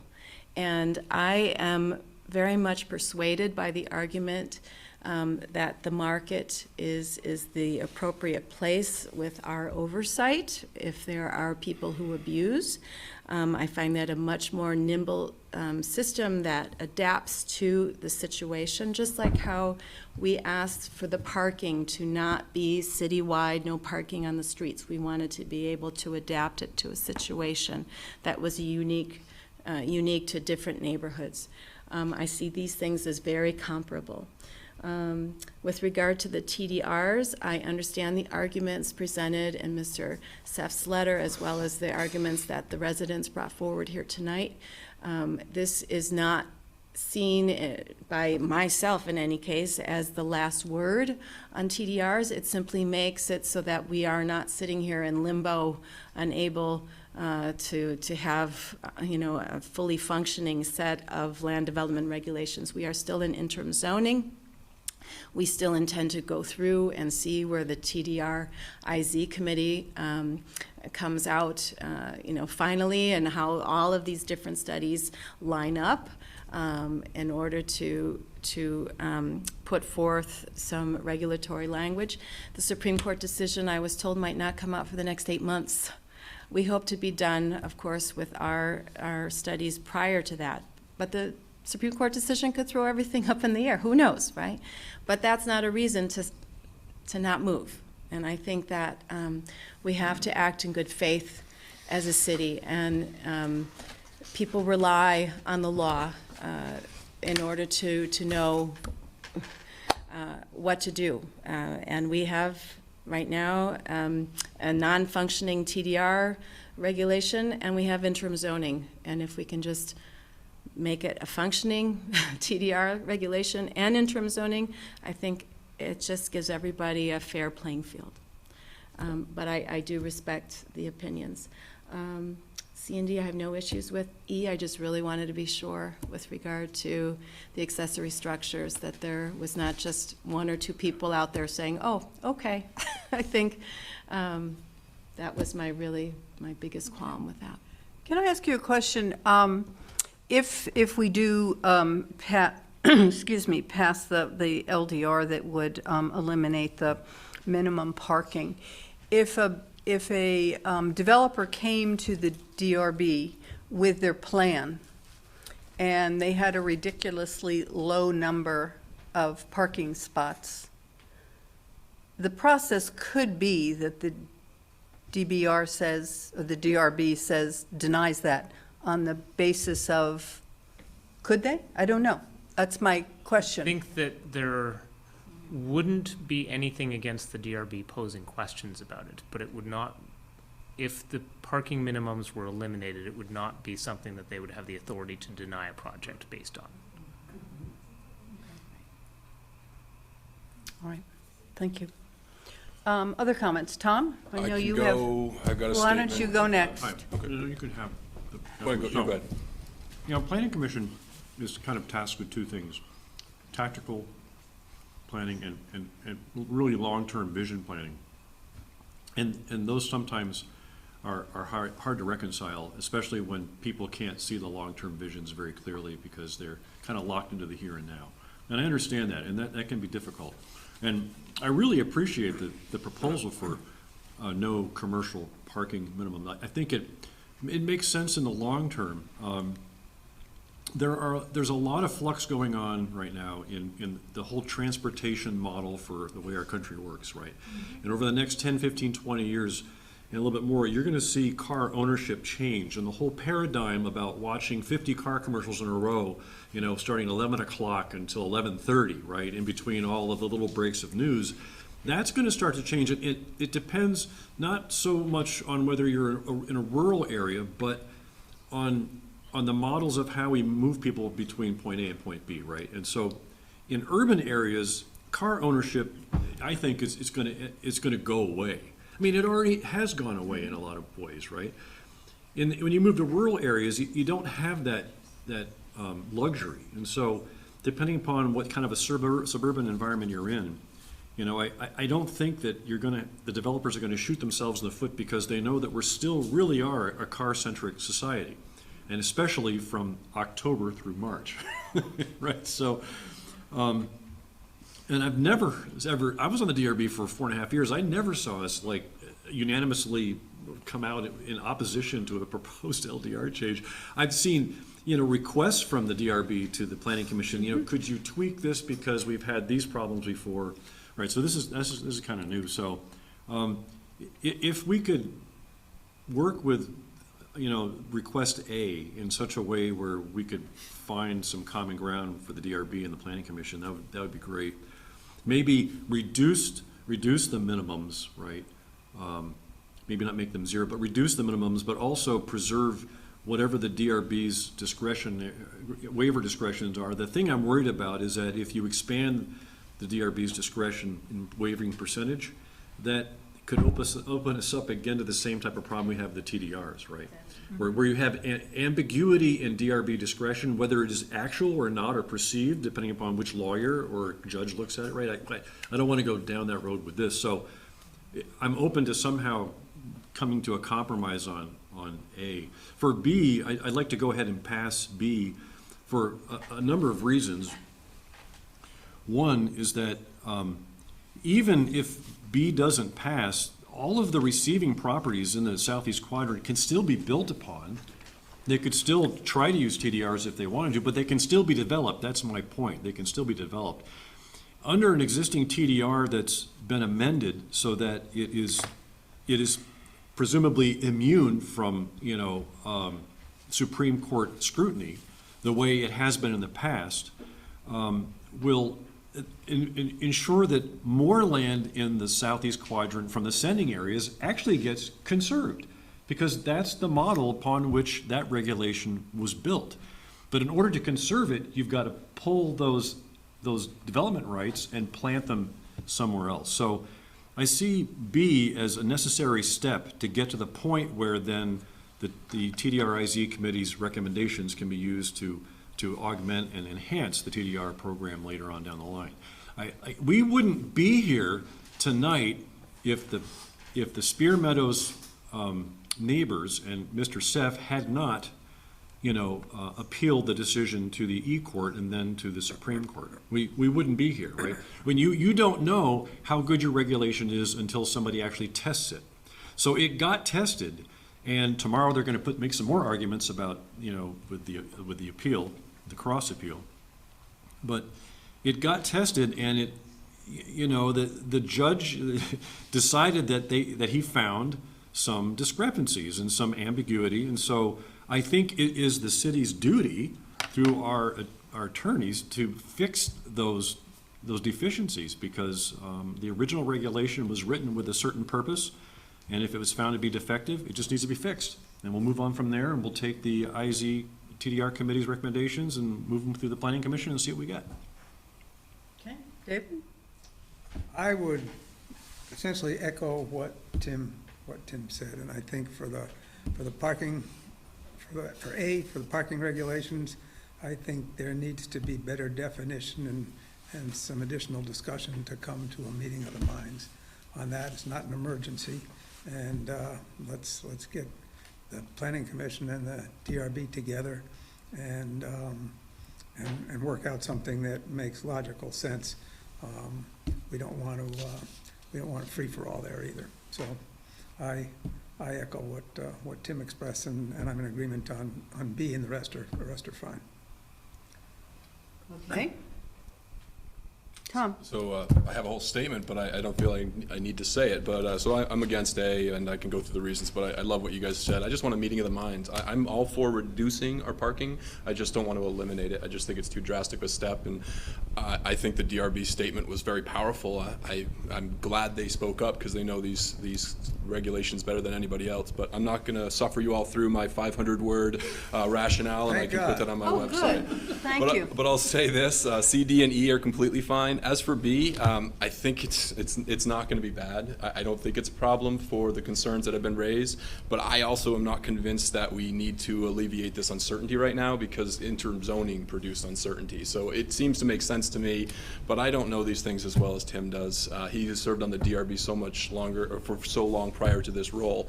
I'm a yes on B, but not tonight. I feel like we should just bundle B into when we pass, or when interim zoning wraps up. So interim zoning's in place, and I haven't been convinced, but I think the votes are there, and you guys are good. But unless you want to spend 3 hours with me to really understand the nuances of all these legal cases, I'm a no tonight on B. On B? On the transfer? And A, but. So you're a no on A and B? Okay, and you support C, D, and E. Well, my position is I support them all. And I'm certainly, I clearly will be outvoted, I guess, for the parking requirements. I guess I would just say I would be happily surprised, but surprised if the two committees find a meeting of the minds, because I think they've talked about this, and you haven't. Not officially but members have spoken to you. I mean, not as a committee to committee, but they have presented some concerns. And you heard them, and you talked about them, and you, as Tim said, tried to look at the long-term vision and come up with something that you felt would promote our comprehensive plan and address and push the city in a direction that supports those. Certainly a big change, but I'm actually a member of Strong Towns, and I read a lot of their articles because I think they've done an incredible amount of research, and granted, not every community they talk about is just like South Burlington, and you can't always take everything from one community and just plop it in your own. But I think they provide a lot of very progressive, forward-thinking ideas about how to deal with climate change, how to deal with some of the transportation issues. But really what captures my imagination the most is the cases they make about really improving the ability for a community to raise the revenue it needs to support long-term the infrastructure that we've built. And I think when I look at our current parking requirements, they're in place now, and you drive around, and so many places they're overparked or have too many parking spots. So please tell me what I'm seeing that isn't a failed plan or policy. For me, it's correct me. I beg to differ. I mean, Joe Larkin's new building down next to the Palace 9 does not have a lot of parking. And it seems to be tuned correctly to the amount of residential and commercial that's going to be expected. Right, and he made that decision, I get that. Well, and I don't know how many waivers they needed for that building, but to me, that is a good example of a well-designed, lot for that particular use for that building. I mean, the U-Mall, we will never repeat, I hope that's not true. I hope it's true. We will never repeat that ever again. Mm-hmm. And like the Kmart Plaza, right? At least they're putting the stormwater underneath the parking lot like we're going to do with our new city hall and library, right? But they're making the improvements, even though it is a sea of asphalt, at least it's going to get some treatment before it goes into Potash Brook, which is right underneath it. Mm-hmm. So, I understand, I'm just saying that, but maybe I'm actually arguing on your behalf, saying that if Joe Larkin had been told, you didn't have a minimum, he would have looked at, I got a bank coming in, I got a restaurant, I got, 20 apartments, and I've got this and that. I need 30 spaces, whatever it is, right? And he's got to fulfill the commercial requirements for that lot to enable that the customers can come to the businesses. And I'm assuming he did, and he knew the population for whom he wanted to rent those apartments. Right, and he's also on a bus line, right? He's also, so right. I get all that. So the question is, so why won't other businesses think about that as well? I don't know that they won't, and I just don't. So we don't need to tell them that they have to have twice as many parking spots that they then come to the But look at Tilly DRB Drive. and say, Tilly Drive was a disaster because they didn't have enough parking for all of the medical requirements because it was doctor's offices, right? And they didn't anticipate that in the beginning. And people were parked up and down the sides of that road. And a lot of those people couldn't walk to get to the front door of the office in the first place. But our LDRs didn't make that better, did it? Well, at least they have the parking near the office buildings now, where people have to get inside to get to their medical Is that appointments, something right? that was because of our LDRs, or was that something that was going to happen no matter? I mean, I think that's the point. We all, I think, have met with Mr. Boudoin, who comes, with various plans, and he already knows how much parking he needs for this tenant and that tenant. He shows me, he explains to me, I talk to him about it, right? Because he has all those numbers from his tenants. I mean, I don't think that we can pull a number out of the air, or the DRB can pull a number out of the air. They don't pull numbers out of the air. So the LDRs and The his national standards apply an arbitrary number per thousands of square feet for conditional use, right, to calculate how much parking is needed. And the question is, what is wrong with that model? Why does it sometimes provide too much parking and sometimes not enough parking? And the answer is because it's arbitrary, right? It's arbitrary for the location of the building, for the uses that are in the building, and I don't have the right answer for you. But when they have the meeting of the minds, where is that number going to come from, Tim? Well, it could come from whatever process they want to use to determine what that number is. I think that You could pull straws, and whatever straw is short, that's the number. I mean, obviously, there's got to be some common sense standard.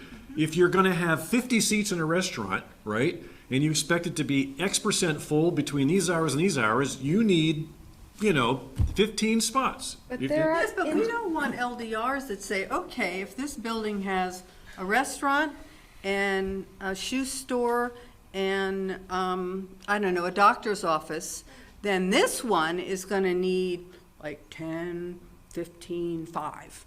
And then the next building But that's how it's done today, before. right? But that's how the developers do No, it it's today. done by not our 1,000 LDRs. square feet, isn't it?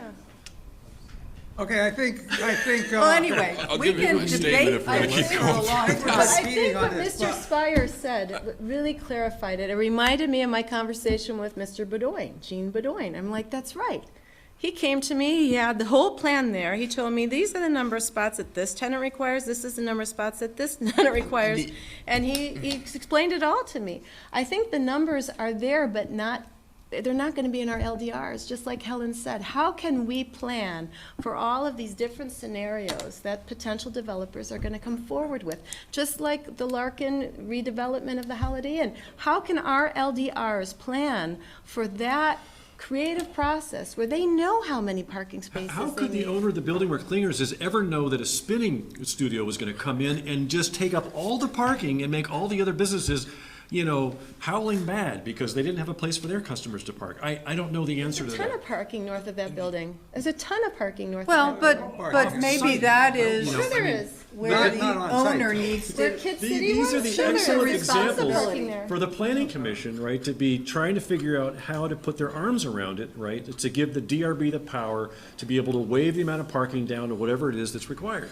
In the interest of time, Art, I just you want to have a say, comment? this deserves more conversation. I don't think we should, even if somebody switches on this issue, vote on it tonight. I just think it needs more time. So I would just encourage us to continue this conversation and have the planning commission connect with the DRB and come back. But that's where I am since it's close to 10 p.m. Art? As a planning commission member, I have one comment, 2 questions. One comment, very, very good thought process, Tim. We went through that exact discussion. The market will determine how many spots are needed because their goal is to pay the bills on their building. You're going to run into some situations where you have a building that was built 50 years ago or whenever the metal building was built, and because over time uses change, and maybe they didn't anticipate the number of bikes, do a bike count in a spinning class, right? It's really easy to get to the number of potential cars by counting the bikes in the spin room. Maybe they didn't do that for whatever reason, but a lot of times in those environments you expect shared parking arrangements. And that didn't get talked about very much tonight, where most people that are going to take the spinning class are going to do it after hours when usually Clingers is closed and there's other parking around that building. Maybe there was some overlap, and in that particular instance there was a problem. Maybe they've worked it out. I'm not sure. Really good points, but the market will solve all that. That was my statement, long-winded. 2 questions for you, procedural. What I thought I heard up there was that you're asking the DRB to wear the hat of the Planning Commission, and the Planning Commission to wear the hat of the DRB, and mutually come to some agreement about what the long-term vision is supposed to be. Answer that. My impression is that they've done this before, that the planning commission has met with the DRB to talk about priorities, what things should be looking at. I just want you guys to get on the same page. If you can convince some DRB members that this is the right thing to do, I'd start rethinking So this. Tom, you're correct. We talk about priorities, but we don't intermix policy and procedure, which is what you're asking us to do. You're asking the DRB, what I thought I heard was to take on the role of the planning commission. That's right. And start to get involved in policy that they're supposed to be administering. There's a reason that we have two bodies in South Burlington. One is a policy body and one is an administrative body. There's two lines of expertise there, and you're asking those lines to be crossed. So that was I'm just looking for clarification, because that's what I thought I heard. The second part I would ask for consideration is the next time an issue comes up like this, and you're asked the DRB to go outside of their wheelhouse and act as the planning commission, where do we sit in the future when that happens? Is this really the precedent that the city council is looking to set by having these two bodies work together on policy, which is different than working together on priorities? I want them to communicate. I want them to be working back and forth. They're the bodies that know these regulations the best. So I would want you guys to meet more so that you don't become misaligned. I echo Art's comments and Helen's comments that she made earlier. I believe that this letter, I read it. I read every word of it. I read Frank's letter to the other paper. I heard him speak in the council chamber. The planning commission sets the regulations. Wait a minute, and the make it DRB finish, is where the please. rubber hits the road. I They're the ones understand. that test the interpretation of the rules understand. over and over and over. We get that. But they have approached members of the planning commission.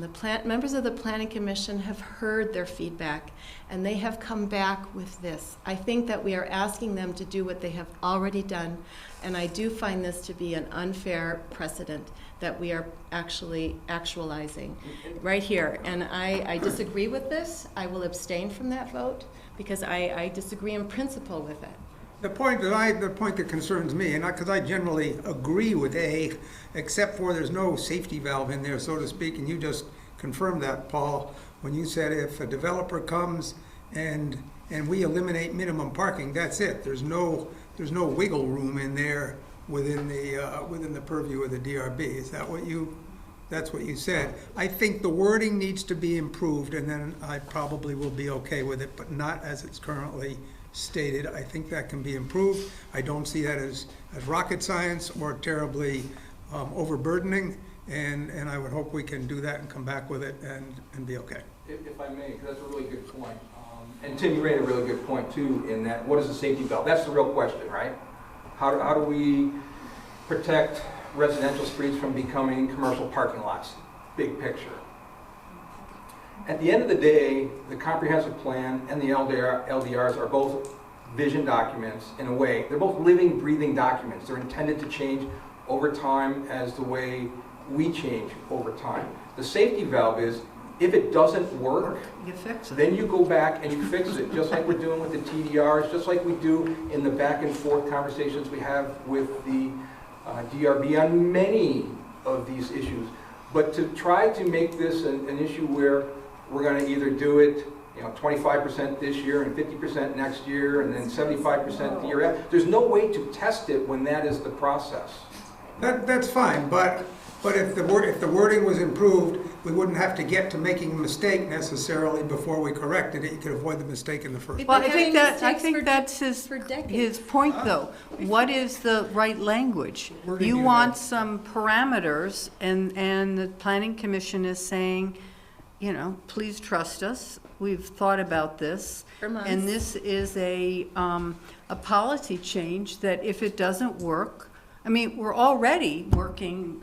Art's on the committee that looks at the form-based code because it was such a great idea. We spent a ton of money, a lot of talk. We all voted for it. And then when a couple buildings got built, it was like, oh, we didn't think of that. Well, should we have? You can't always think about that. You design a kitchen and you put some cabinet in the wrong place. And it's like, why did I do that? So you change it. So they're working on changing the form-based code. Should we say, oh no, that was perfect when we passed it? clearly it was not when you apply it to certain situations. You can't unwind buildings that are built, and so future generations are going to have to work with the bricks in the ground that we might lay down without the adequate parking. And my fundamental... Well, then they work on shared parking. So if I may, my fundamental concern, which is in this 500-word essay I'm going to give to Madeline for her optional perusal, is that this will shift the cost of, the very true cost of private parking onto the taxpayer. Because if we let these buildings come up, and sooner or later they're going to get overbuilt onto their properties, I'm seeing Zachary's is going to get swooped up, and you're going to put something on that lot.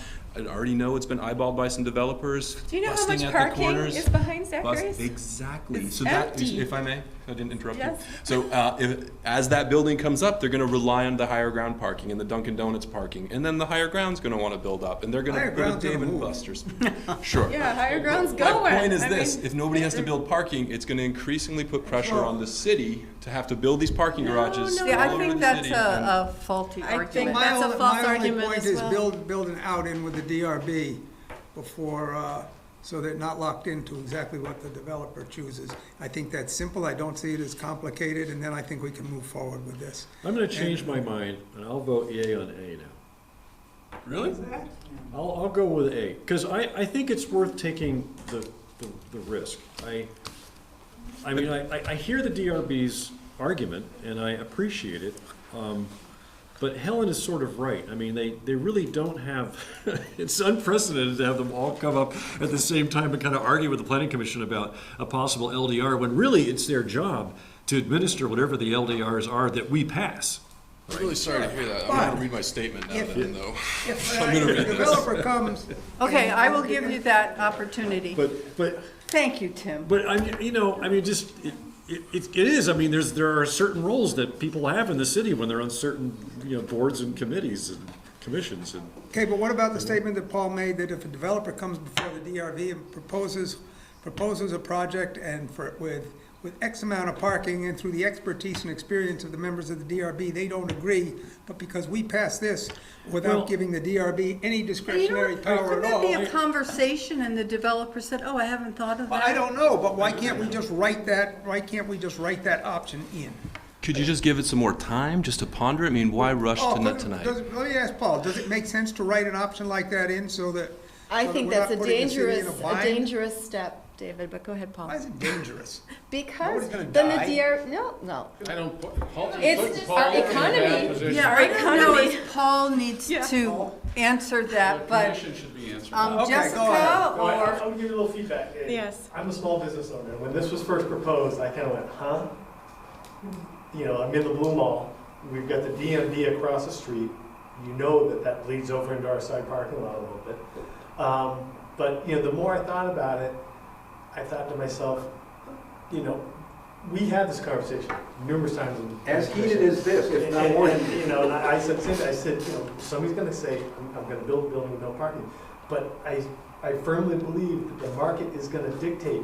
As a developer, when you're going to build a building, if you want to attract a tenant, say somebody wants to attract me, they're not going to show me a building with no parking. I agree completely. I just don't think that's going to happen. And it took me a while to come around to that way of thinking. At first I was like, I don't know about this.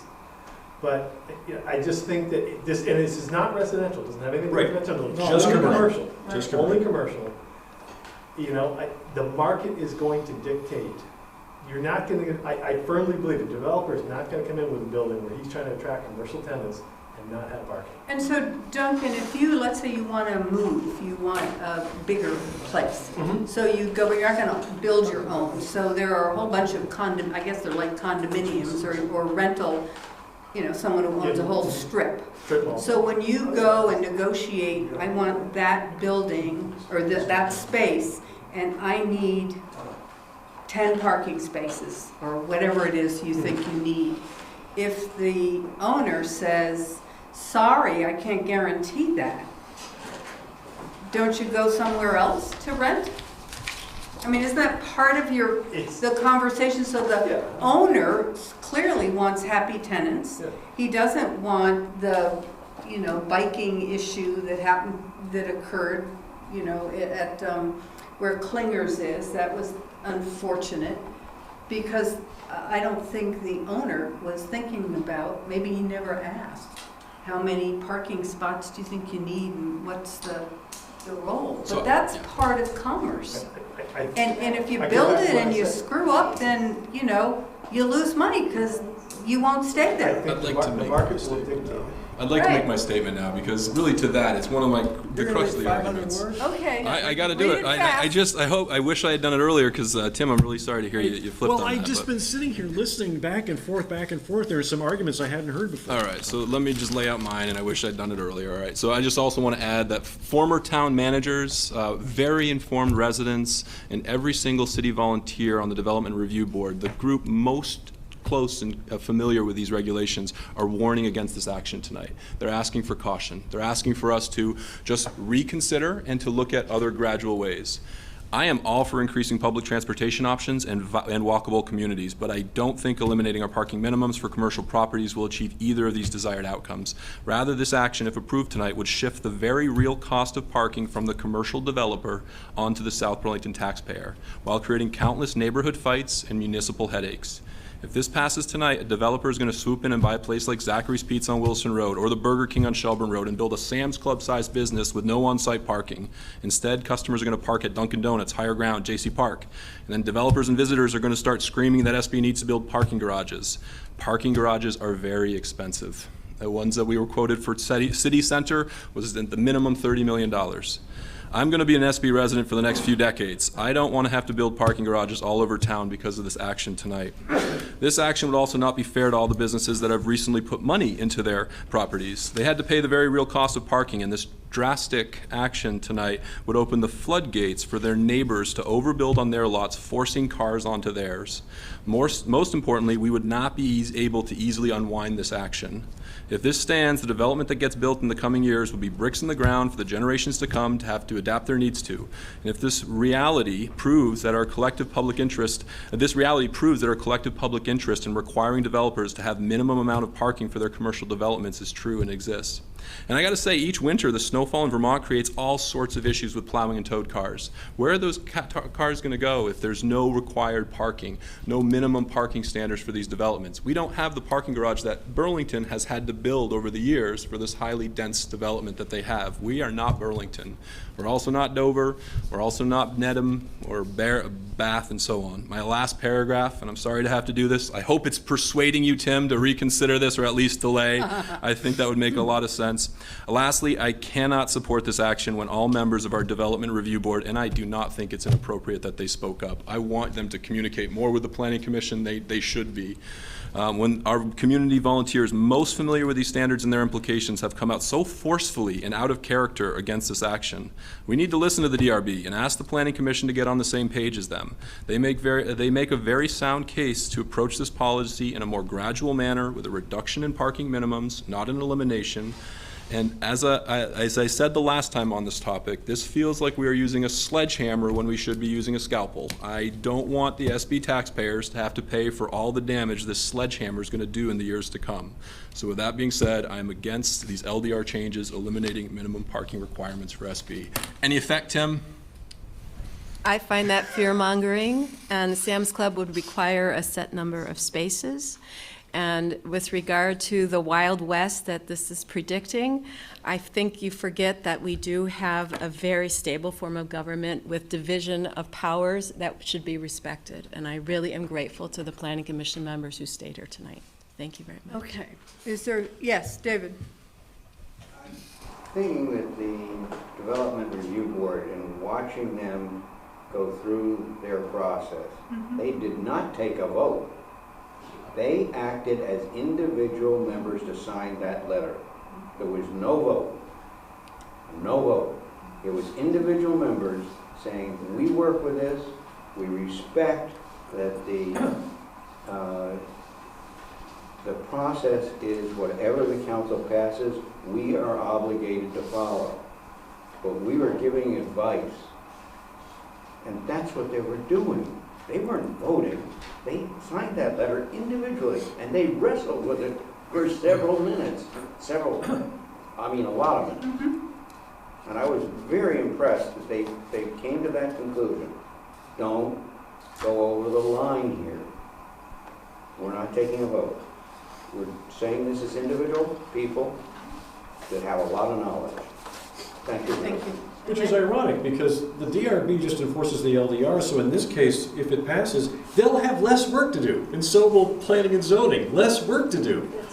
It just means less work, you know? Or headaches. And it'll probably lead to faster turnaround times on certain projects, because they don't have to, you know, dicker about parking for like a month, you know? And the spinning never went before the DRB. Let's be very clear that there was, right? I mean, if somebody came to me as a DRB member and said, you don't have to worry about this anymore. I mean, form-based code kind of did that, right? They don't have to comment on form-based code. It's administrative at that point, right? So this is kind of like an administrative application for parking.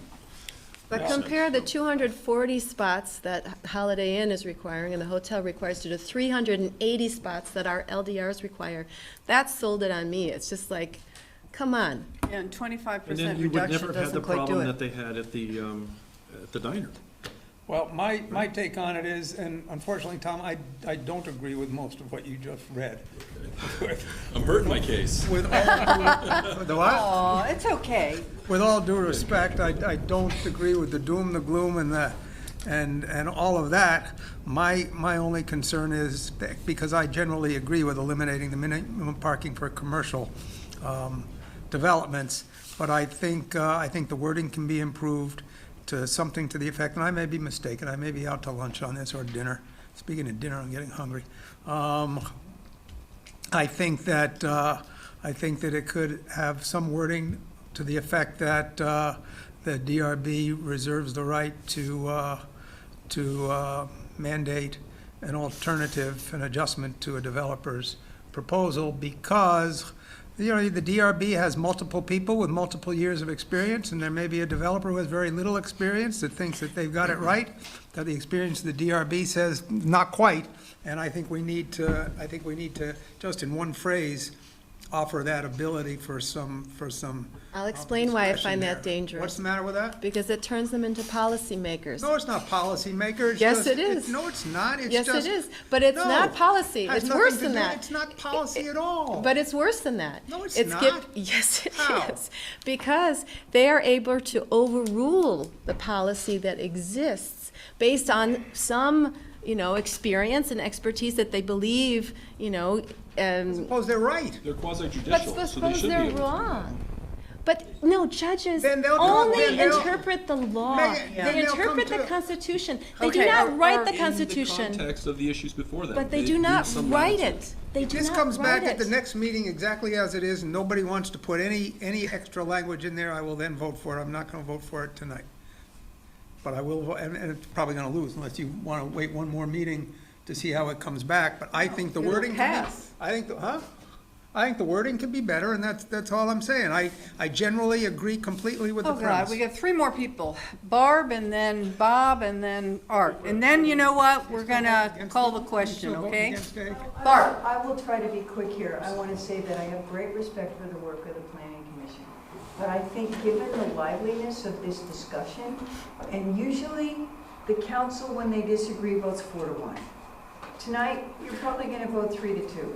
My suggestion is that you defer on this and consider what David is saying. If the Planning Commission comes back and says, no, we've reviewed it again and we can't find the alternative wording that will give the DRB just a little bit of teeth, then do it at your next meeting. Thank you. Bob? I'm just gonna say, listen to the discussion here on the TDRs, you can create a much bigger mess by pushing forward before you have those final recommendations in the Supreme Court. And it's just gonna be a bigger mess. So I would do it the right way. Okay, thank you. Art? On the item A, David, again, I appreciate your thoughts. The Planning Commission is supposed to be the commission that keeps, the body that keeps the community moving forward, is out forward-looking, looking at where we should be going, adjusting the comprehensive plan. The DRB is supposed to act in the present with what they have today. Their focus, their experience is not to do what you are asking them to do. While the community may like to believe that we haven't discussed this very often, we warn every meeting. This has been discussed a lot. it's challenging, everybody's got busy schedules, but we shouldn't delay the work because now there's more people that want to get involved in the conversation that's been going on for a long time. We didn't come about this recommendation in a very leisurely way. There was a lot of effort, there was a lot of thought, it was very measured, there was a lot of conversations, there was a lot of back and forth, as Duncan suggested. We have a group, a very diverse group. We have business owners, we have planning professionals, we have environmental professionals. We have people that aren't even involved in the profession that are carrying the layperson perspective. And through all the work we've done over the year plus, almost 2 years, on this particular initiative, we landed on the recommendation in front of you. Again, I would ask if it does get voted down and you ask us to go back to the DRB and work with them, I would ask for clarification on what these two bodies are supposed to actually do. Because it's a very challenging precedent that would be set if the policymaker now needs to be the administrator and the administrator now becomes the policymaker. I'm not suggesting that it goes back to the DRB. I'm just suggesting that the planning commission consider what David said. Okay, so are we ready for a vote? I'll just say, the planning commission has a job to do. They did their job, they made the recommendation, and this is a recommendation. All of these recommendations came out of the planning commission. This is their work, their hard work. And if they all agree on this, then if we appointed them, I'm going to have to give them the benefit of the doubt here. It was for a reason, so that we can hear from other factions, other constituencies, other people that know these things. So this is supposed to happen. And we're supposed to have this discussion. we just have spent, And we've sent things back to them, and there have been revisions in the 2.5 hours past. doing just So that. we're not rubber stamping. I think we should send this back. Remember the ordinance on parking that we had, what, 8, 9 public hearings on, and we're going to ram this through? I think we should delay to what Dave said. There's no pressing case to do this tonight. But we were the I think first. This is a mistake. We were the testing ground for that ordinance, whereas they've been testing it I for didn't want to 2 say this, years. but I think this is a developer giveaway. I don't think this is right. This is a developer giveaway, and if Pat Nowak was chair right now, that's what people would be screaming. Oh, please do not I'm just speak gonna on say behalf that. of Pat. Please, please. So, Madam Chair? All right, so I'm in support of A, but I think Dave and I are thinking that we want to defer on that. We just want to defer from this set of 5 on that one tonight. So just vote for 4 and come back to October 7th? Yeah, if nothing changes, I'm That's with it. okay with everybody? There's absolutely no If- harm in doing that. If that's what we need to do, I'm not terribly interested in giving the planning commission another duty to We're not giving redo them- this. no we're duty just- at all. So we're please just don't stepping- think just we stepping are. back. We're just, We're not giving them any directive, we're just stepping back from A for tonight. if it Okay. comes back Defer just it. that way 2 weeks from now, good. If anybody has, It's too hot, it's too hot. It's too late. Let's get home. yeah, let's go with that. It's only 10, we've gone a little later than that. 7:30. I have the meeting still. You know what? Okay, so a motion to approve B, C, D, and E, and come back to item A, October 7th. Is that the motion? We have a motion, a second? If we can separate out B, I'm going to vote no on B. Oh, so we gotta separate it up. All right, let's go down the list. We'll start with A, we're putting off to October 7th. All in favor of, B. No, A. Hey. No, A, Oh, we're I'm sorry. putting off. Oh, okay. Yes, May I'm I sorry. make a small request? Yeah. Would you mind naming them by the numbers Oh, I'm sorry. that they've got? Okay, Because okay. We started So- practice so that we don't get confused. Okay, so we have a motion to approve LDR 19-02. So someone's made that. Tim, you made that. Who's going to second? I'll second. Okay. All in favor of LDR 19-02? Aye. Opposed? Nay. Okay. Can I group C, D, and E? Yep. Okay. So LDR 19-03 and LDR 19-04 and LDR 19-05. Motion to approve. Second. Okay. All in favor? Aye. Aye. So that's a 5-0. Okay. And do we need to vote to? So for LDR 1901. Yes. We do not need a vote, but a affirmative sort of statement of the council that you're choosing not to take any action to either approve or reject 1901. Otherwise, we got to rewarn it. Okay, Right, we're so taking no action. Right, so by taking no action, it remains live. Okay. You can choose to take an action at a future meeting. Perfect. All right, so we'll just remember to put it on the agenda for I've October got that. 7th. So you want signatures on that by scratching A? Or Why don't I'll just come back and give you a clean version. I can go do that right now. Oh, well, yeah, we're going to be here for a while. Okay, You get 2, I get 1. thank you. So moving on to 9. Comments and questions from the public, not related to the agenda. Is there anyone? Well, I have one. I was asked by Roseanne Greco to read something. She was planning to be here, and thankfully she didn't, because she would have been hanging around for so long. But anyway, so I am reading it on her behalf.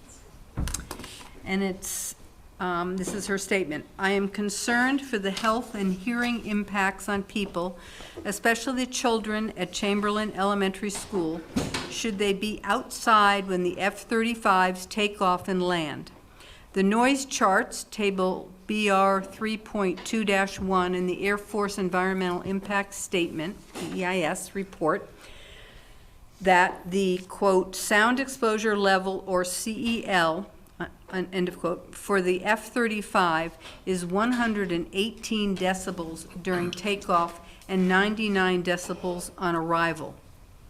The F-16 produced 101 decibels on takeoff and 82 decibels on arrival.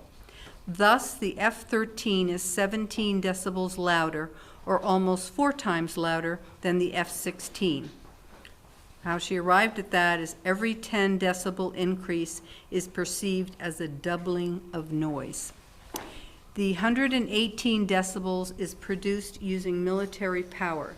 Using afterburners will increase the decibel level. By the way, I hope you all know that the 65 decibel day-night average sound level, dBDNL, is an average noise level over a 24-hour period. 65 decibels is not what people actually hear. They hear various noise levels from complete silence overnight to 118 decibels or greater during F-35 takeoffs. An instantaneous burst of noise of 118 decibels can do severe damage to an adult hearing and could deafen a child or an elderly person. So, I am urging you to request that the Air Guard immediately publish a schedule of their takeoffs and landings, and that the schedule be widely circulated so that persons nearby can protect themselves, and that teachers and parents can make sure children are not outside during these dangerous noise events. Thank you. Roseanne Greco, South Burlington resident. No other comments, so we'll move on to announce, I'm sorry. Can I ask you a favor? Yeah. Cindy's here and Paul's here. Oh, yeah, okay. Would you consider skipping to 13? Sure. Except Paul just left the room. So let me go fetch Paul, and that way they can Okay, get done. But all Cindy, right. you wanna, can you go run and get Paul? That way they can. Okay, sorry. No. Long night, huh? Democracy in action. Yeah.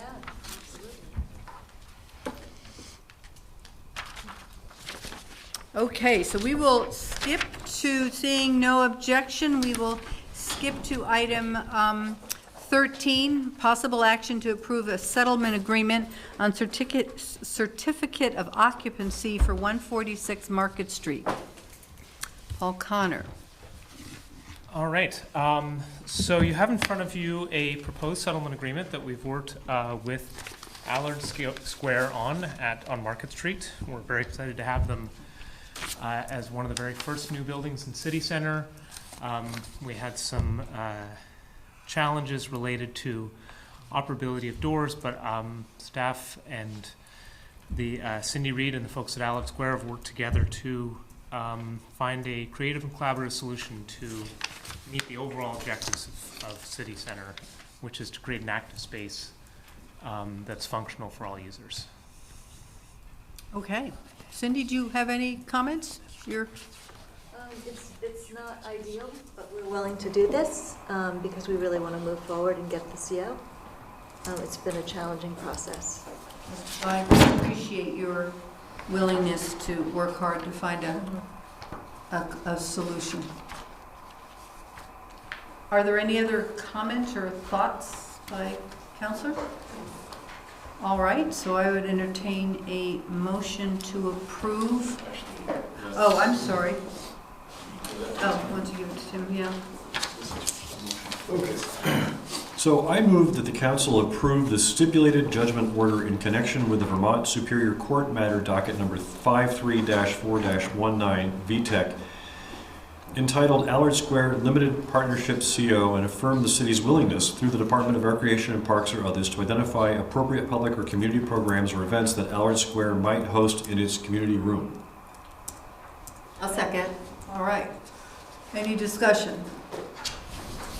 Okay, all in favor, please signify by saying aye. Aye. Aye. Any opposed? Great. Thank you very much. Thank you. Thank you.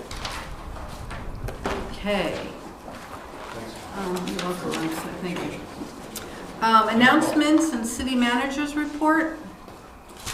Any announcements? Tom and I went to the 9/11 ceremony.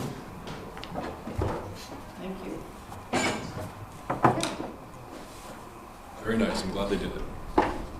Well, Megan and I chatted with John Tracy at Leahy's office concerning the F-35s and hoping that the senator will look at some of the new information that's come forward about the use of afterburners and its potential use or impact. And then, what else did I do? We're also seeking him to give us some written affirmation on the information he has received, that our F-35s will not use afterburners 50 to 60% of the time like at other bases, or that it will actually carry nuclear weapons like it will at other bases.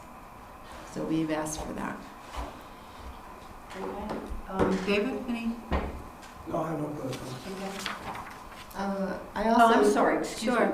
I also met with Cameron Scott of No Waste Compost, and I thought that the information he presented was something that you would all be interested in, so I forwarded his website along to you. I think he would be very interested in entering into any kind of RFP for some kind of consolidated waste disposal.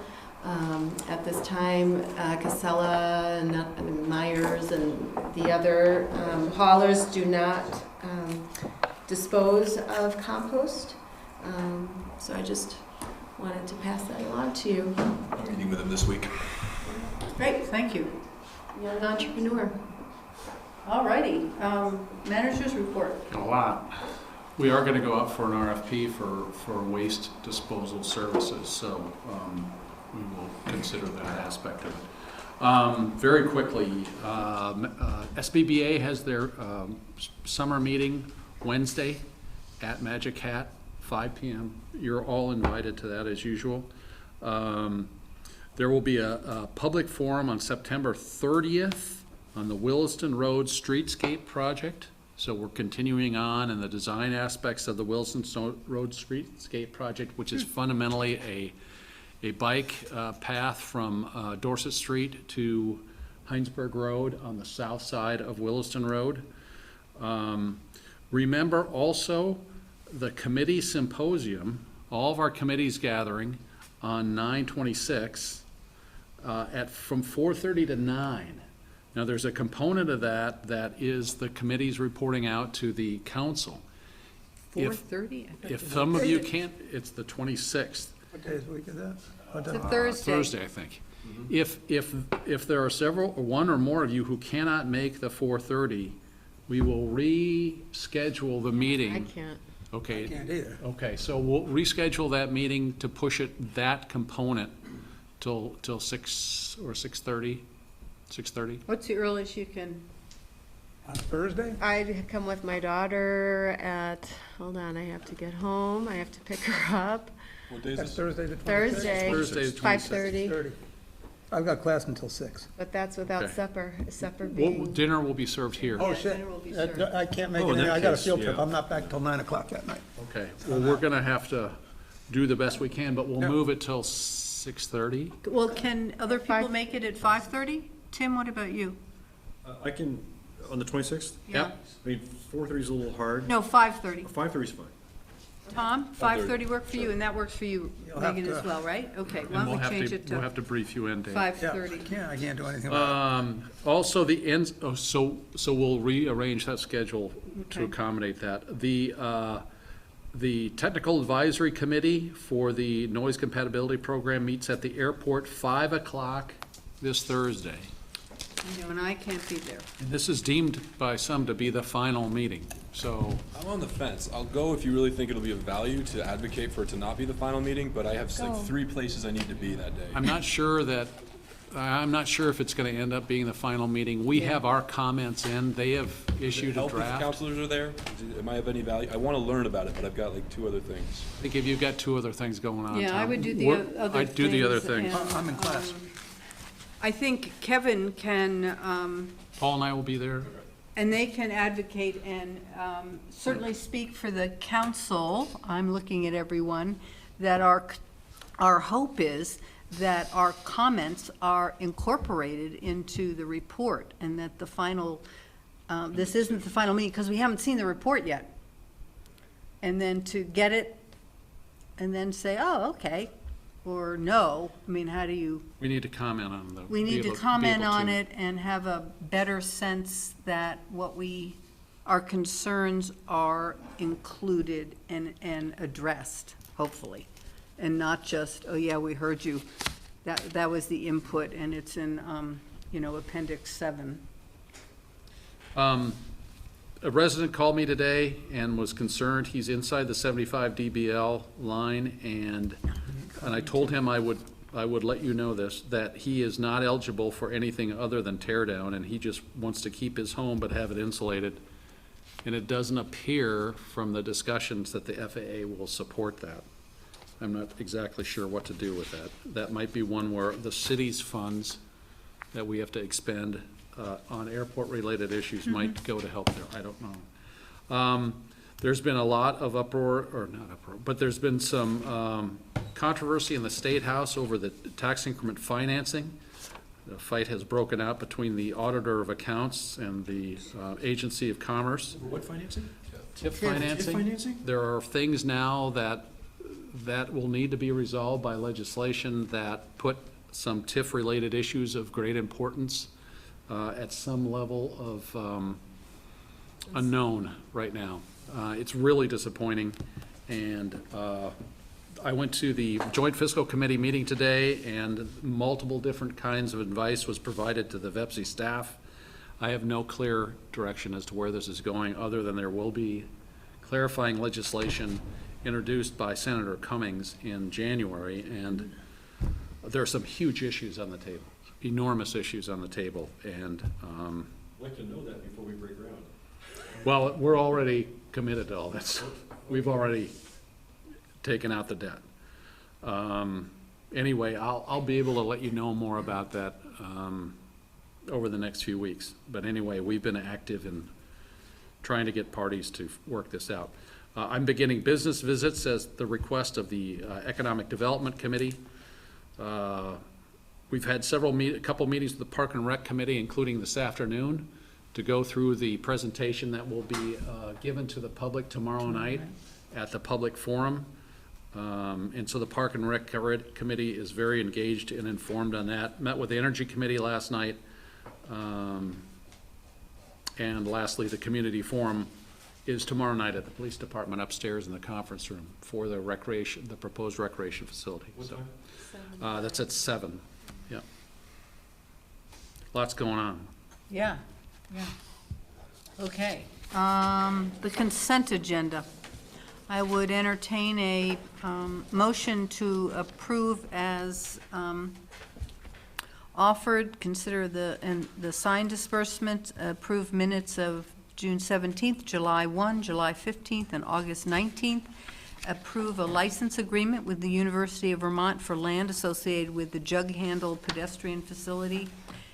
And D, designate Coralie Home to represent the city of South Burlington as a delegate to the Vermont League of Cities and Towns 2019 annual business meeting. I'll move to approve the consent agenda. I just have 2 things under discussion. Okay, Second. all right. What's under discussion? Under discussion, and this just needs to be in tonight, so we don't need to amend the minutes, but on page 8 of the June 17th, I voted against Ray Gonda, and I made that clear, so there was not a unanimous vote for all the committee appointments. I was a no on Ray Gonda, and I thought I made that clear as I was walking out the room. So Well, we usually don't, I asked specifically to pull him out, so. Okay. yes, but we usually don't share the actual votes on individual people, but I thought it was. but the cat's out of the bag, so. Yeah, so I just wanted that to be in the record. Okay, and then the other one, August 19th, page 8. I could go back and watch the video, but I just want to say I recall being very careful with my words, and I did not identify the RFP bank that contacted me. I just said one of the submitters to the RFP process left me a voicemail. I don't feel that I said the name of the bank. If I did, my apologies. I was trying to be careful there. Okay. So my apologies for outing the RFP bank submission that's now in the minutes. I was trying to be careful not to do that. They called me the day after, which was less than helpful. Yeah. Those are my comments. Sorry to use your time. Okay, so, ready for the vote? All in favor? Aye. Thank you. 12, an update on council plans to host 2 forums on domestic violence in October, Domestic Violence Awareness Month, and possible adoption of a resolution designating October as South Burlington Domestic Violence Awareness Month. And you were handed out at your places the resolution. Move to approve the resolution as presented. Is there a second? Second. It needs to be read in full. Oh, I have to read it out loud? Oh, okay. Oof. Okay. Whereas since 1989, the United States Congress has annually passed legislation designating October as National Domestic Violence Awareness Month, and whereas 1 in 4 women in the U.S. will experience domestic violence in their lifetime, most frequently by somebody they know, female victims most commonly first experience domestic violence between the ages of 18 and 24 at 38.6%, followed by age 11 through 17, 22.4%, age 35 through 44 at 6.8%, and age 45 and over at 2.5%. Almost 1 out of 5 murder victims in the U.S. were killed by an intimate partner. And whereas, on average, more than 3 women are murdered by an intimate partner in the United States every day, and whereas violence against women occurs predominantly behind closed doors at home, with most cases never being reported to the police, and whereas, according to the National Center on Family Homelessness, domestic violence is the 3rd leading cause of homelessness among families, with 50% of all women who are homeless reporting that domestic violence was the immediate cause of their homelessness. And whereas the risk of perpetration of intimate partner violence as an adult is 2 times greater for those who were abused or witnessed their mother being abused during their own childhood. Likewise, the risk of becoming a victim of domestic violence as a teen or adult is greatly increased when young people are raised in households where abuse is present. And whereas 1 in 15 children are exposed to intimate partner violence each year, and 90% of these children are eyewitnesses to violence, and whereas while domestic violence happens to people in all walks of life regardless of age, gender, sexual orientation, race, religion, education, profession, or socioeconomic status, there are statistical predictive indicators of domestic violence, probably the most important being exposure to it as a child.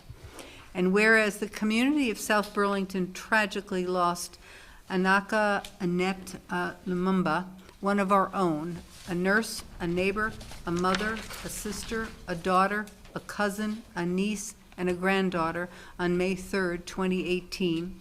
And whereas the South Burlington City Council has identified the exposure and the loss of a community member to domestic violence and violence of any kind, not as an isolated incident, but as a social ill that impacts us all. And whereas the South Burlington City Council has recognized the need for community action in order to address the causes and support the victims of domestic violence.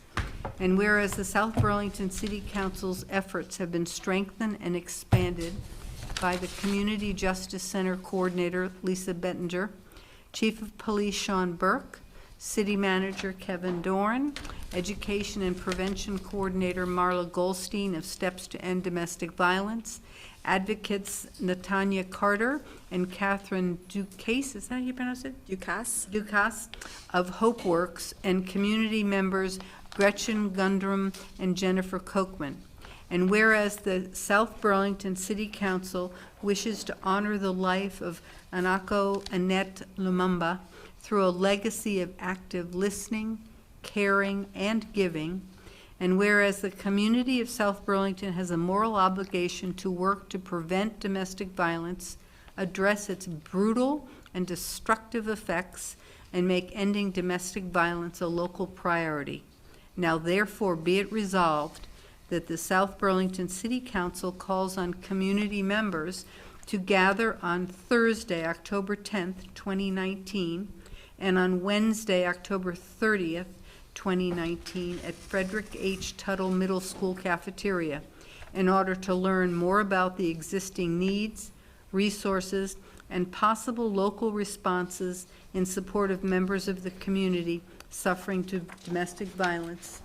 And be it further resolved that the South Burlington City Council calls on community members to reflect on and organize around possible action steps such as the pursuit of legal and criminal justice reform, the establishment of a Victims Aid Fund in Annette's honor, and other possible initiatives.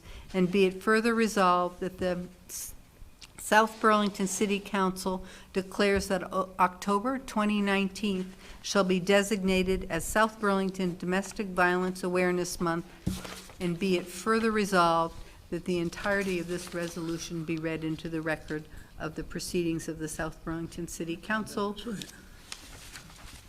This is June 17th. It's September 17th, 2019. Oh, gosh. Yep. Sorry, Kevin. Okay. Little typo there. And it's 16th. 16. Oh, and it's the 16th, yeah, excuse me. So it's September 16th. Right, and it, okay. So, do we need a motion to approve, or we just vote in favor of this resolution? I guess all in favor of, Wasn't there a motion? was there a motion? Yeah. Oh, okay. So, all in favor signify by saying aye. Aye. Aye. And Helen, would you at least remind those members of the audience who will be watching this that there is an event that Steps to End Domestic Violence is holding on that's Sunday, right. October 5th, taking steps. Right. And I can't remember where it's in South Burlington, correct? Did you send me the? I did send it to you, and I'm sorry, I don't recall.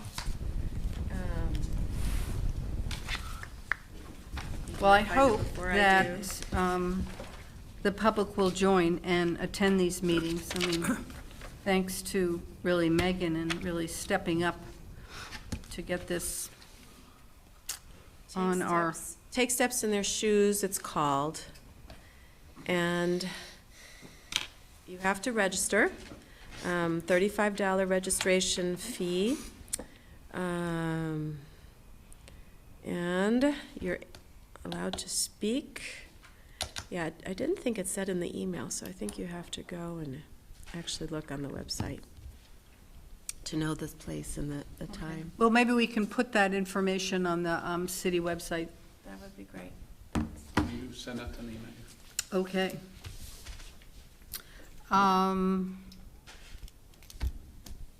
Number 14, consider and possibly approve the budget calendar for FY '21. Tom? Copies if anyone needs it. Thanks, Ellen.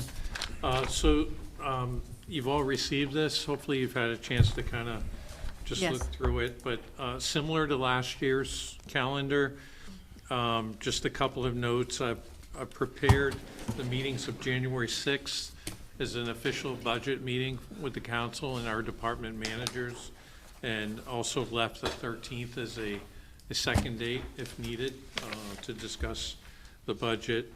And then a few down from that, January 20th or the 22nd is just tentative at this point because that has to be coordinated with the school district. Other than that, March comes early this year. Actually late, it's a leap year. I have one question. May I? Don't see your eyes, I'm just gonna say it. I would love if the CIP could track changes. I don't know if you're doing that, but every year when I try to look at last year's CIP to this year's, I'm doing a lot of cross-tabulation. And if there's any way to just draw out where the changes are made, that would save me some time. Okay.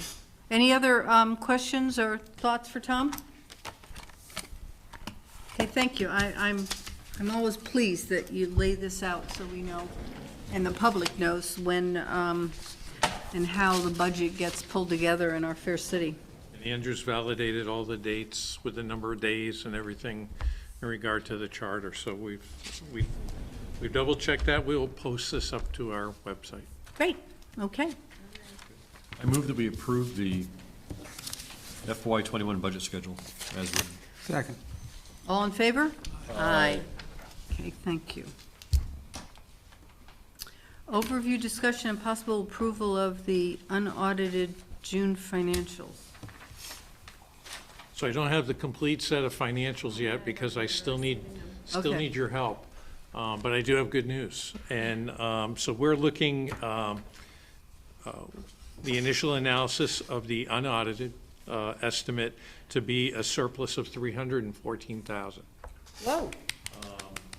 In regard to expenses, we were able to resolve some of the deficits to some of the special funds, some dating back as far back as 2011, that were established, never closed out, but had smaller deficits in them. We've taken them off the books and closed them out. We had to transfer fire impact fees because they were designated for a specific purpose. We just can't roll those into the general fund. So we have to show them as expended, and we accrued them into FY '20. And Terry will continue to utilize those funds to do the improvements to the fire station. So there's 51,000 of the 116,000 that he had for improvements to the fire station to work with there. Okay. We've identified funds for FY '20 for the resolution of the 3 collective bargaining agreements. So we've allotted money to make sure that we have enough to take care of that.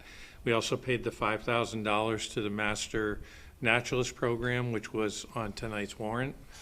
And this came off the FY '19 fund balance as approved by the council at a previous meeting. So we're in good shape there. The guidance that we need in order to properly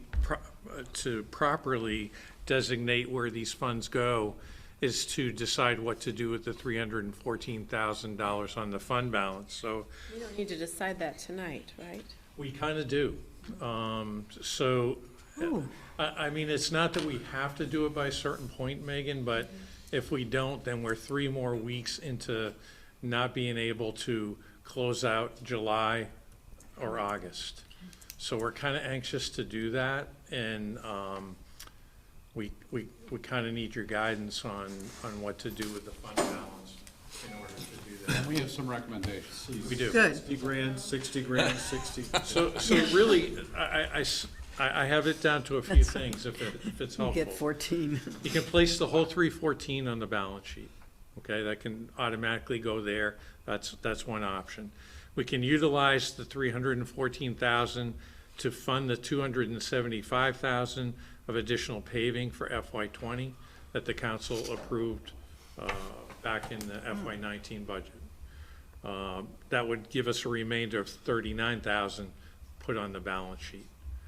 The third option is utilize the proposed cut in FY20 of the funding of the city center reserve of the 110,000 and fund the balance of the 275,000 for paving from the balance in FY19 requiring 165,000 off the balance sheet, reducing the 314 to 149,000 on the balance sheet. That was a little bit too long of a So, calculation for me to catch. We can put 314,000 on the balance sheet, we can put 39 on the balance sheet, or we can put 149 on the balance sheet. But what did it have to do with And the we'd pay for paving. reserve fund for our city center?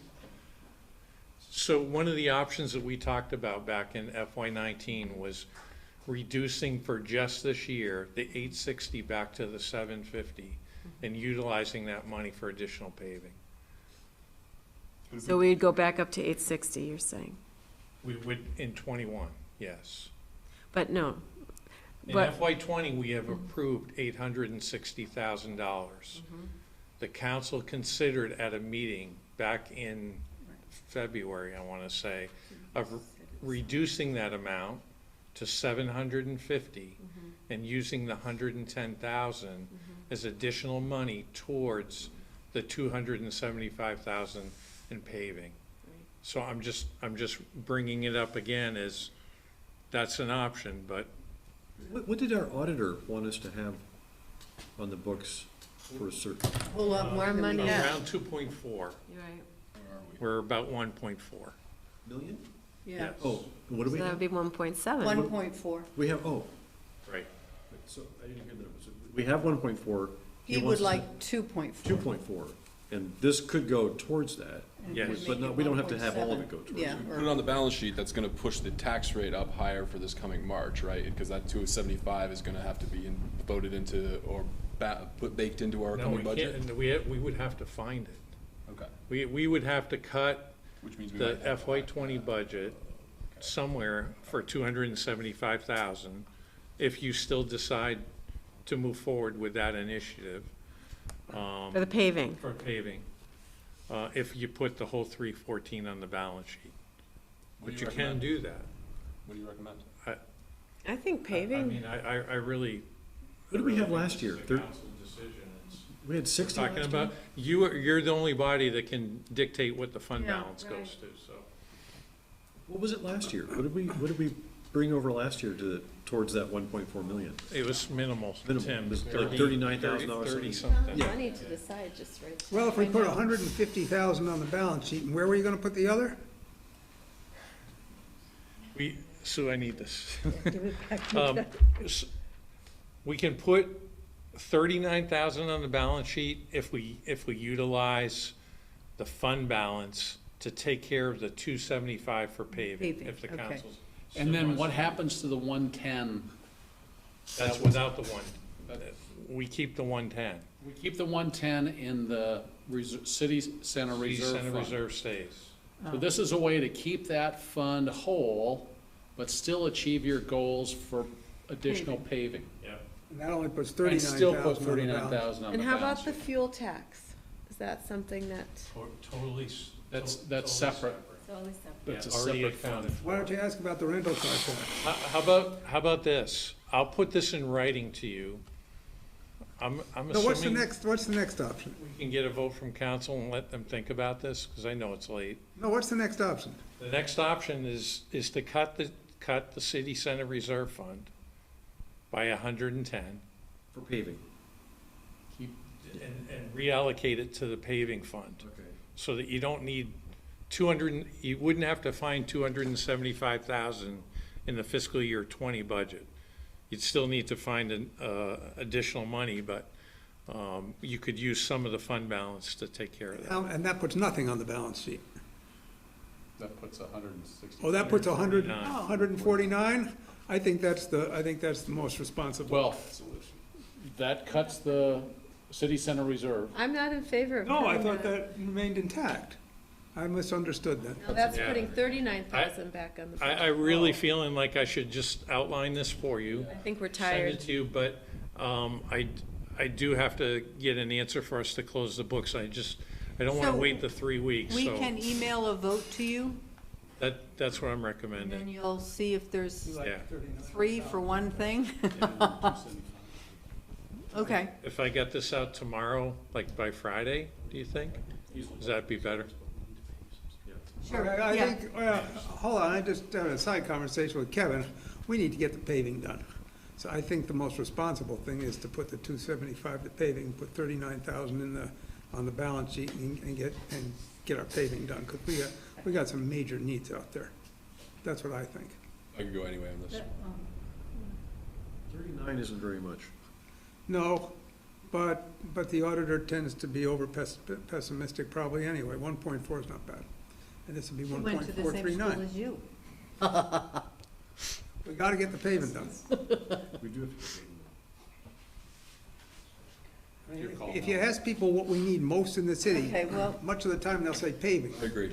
So, okay, There's political utility to that. so let's do paving. Paving the streets. Paving Is the- everyone in favor of paving the streets? Yep, With gold? absolutely.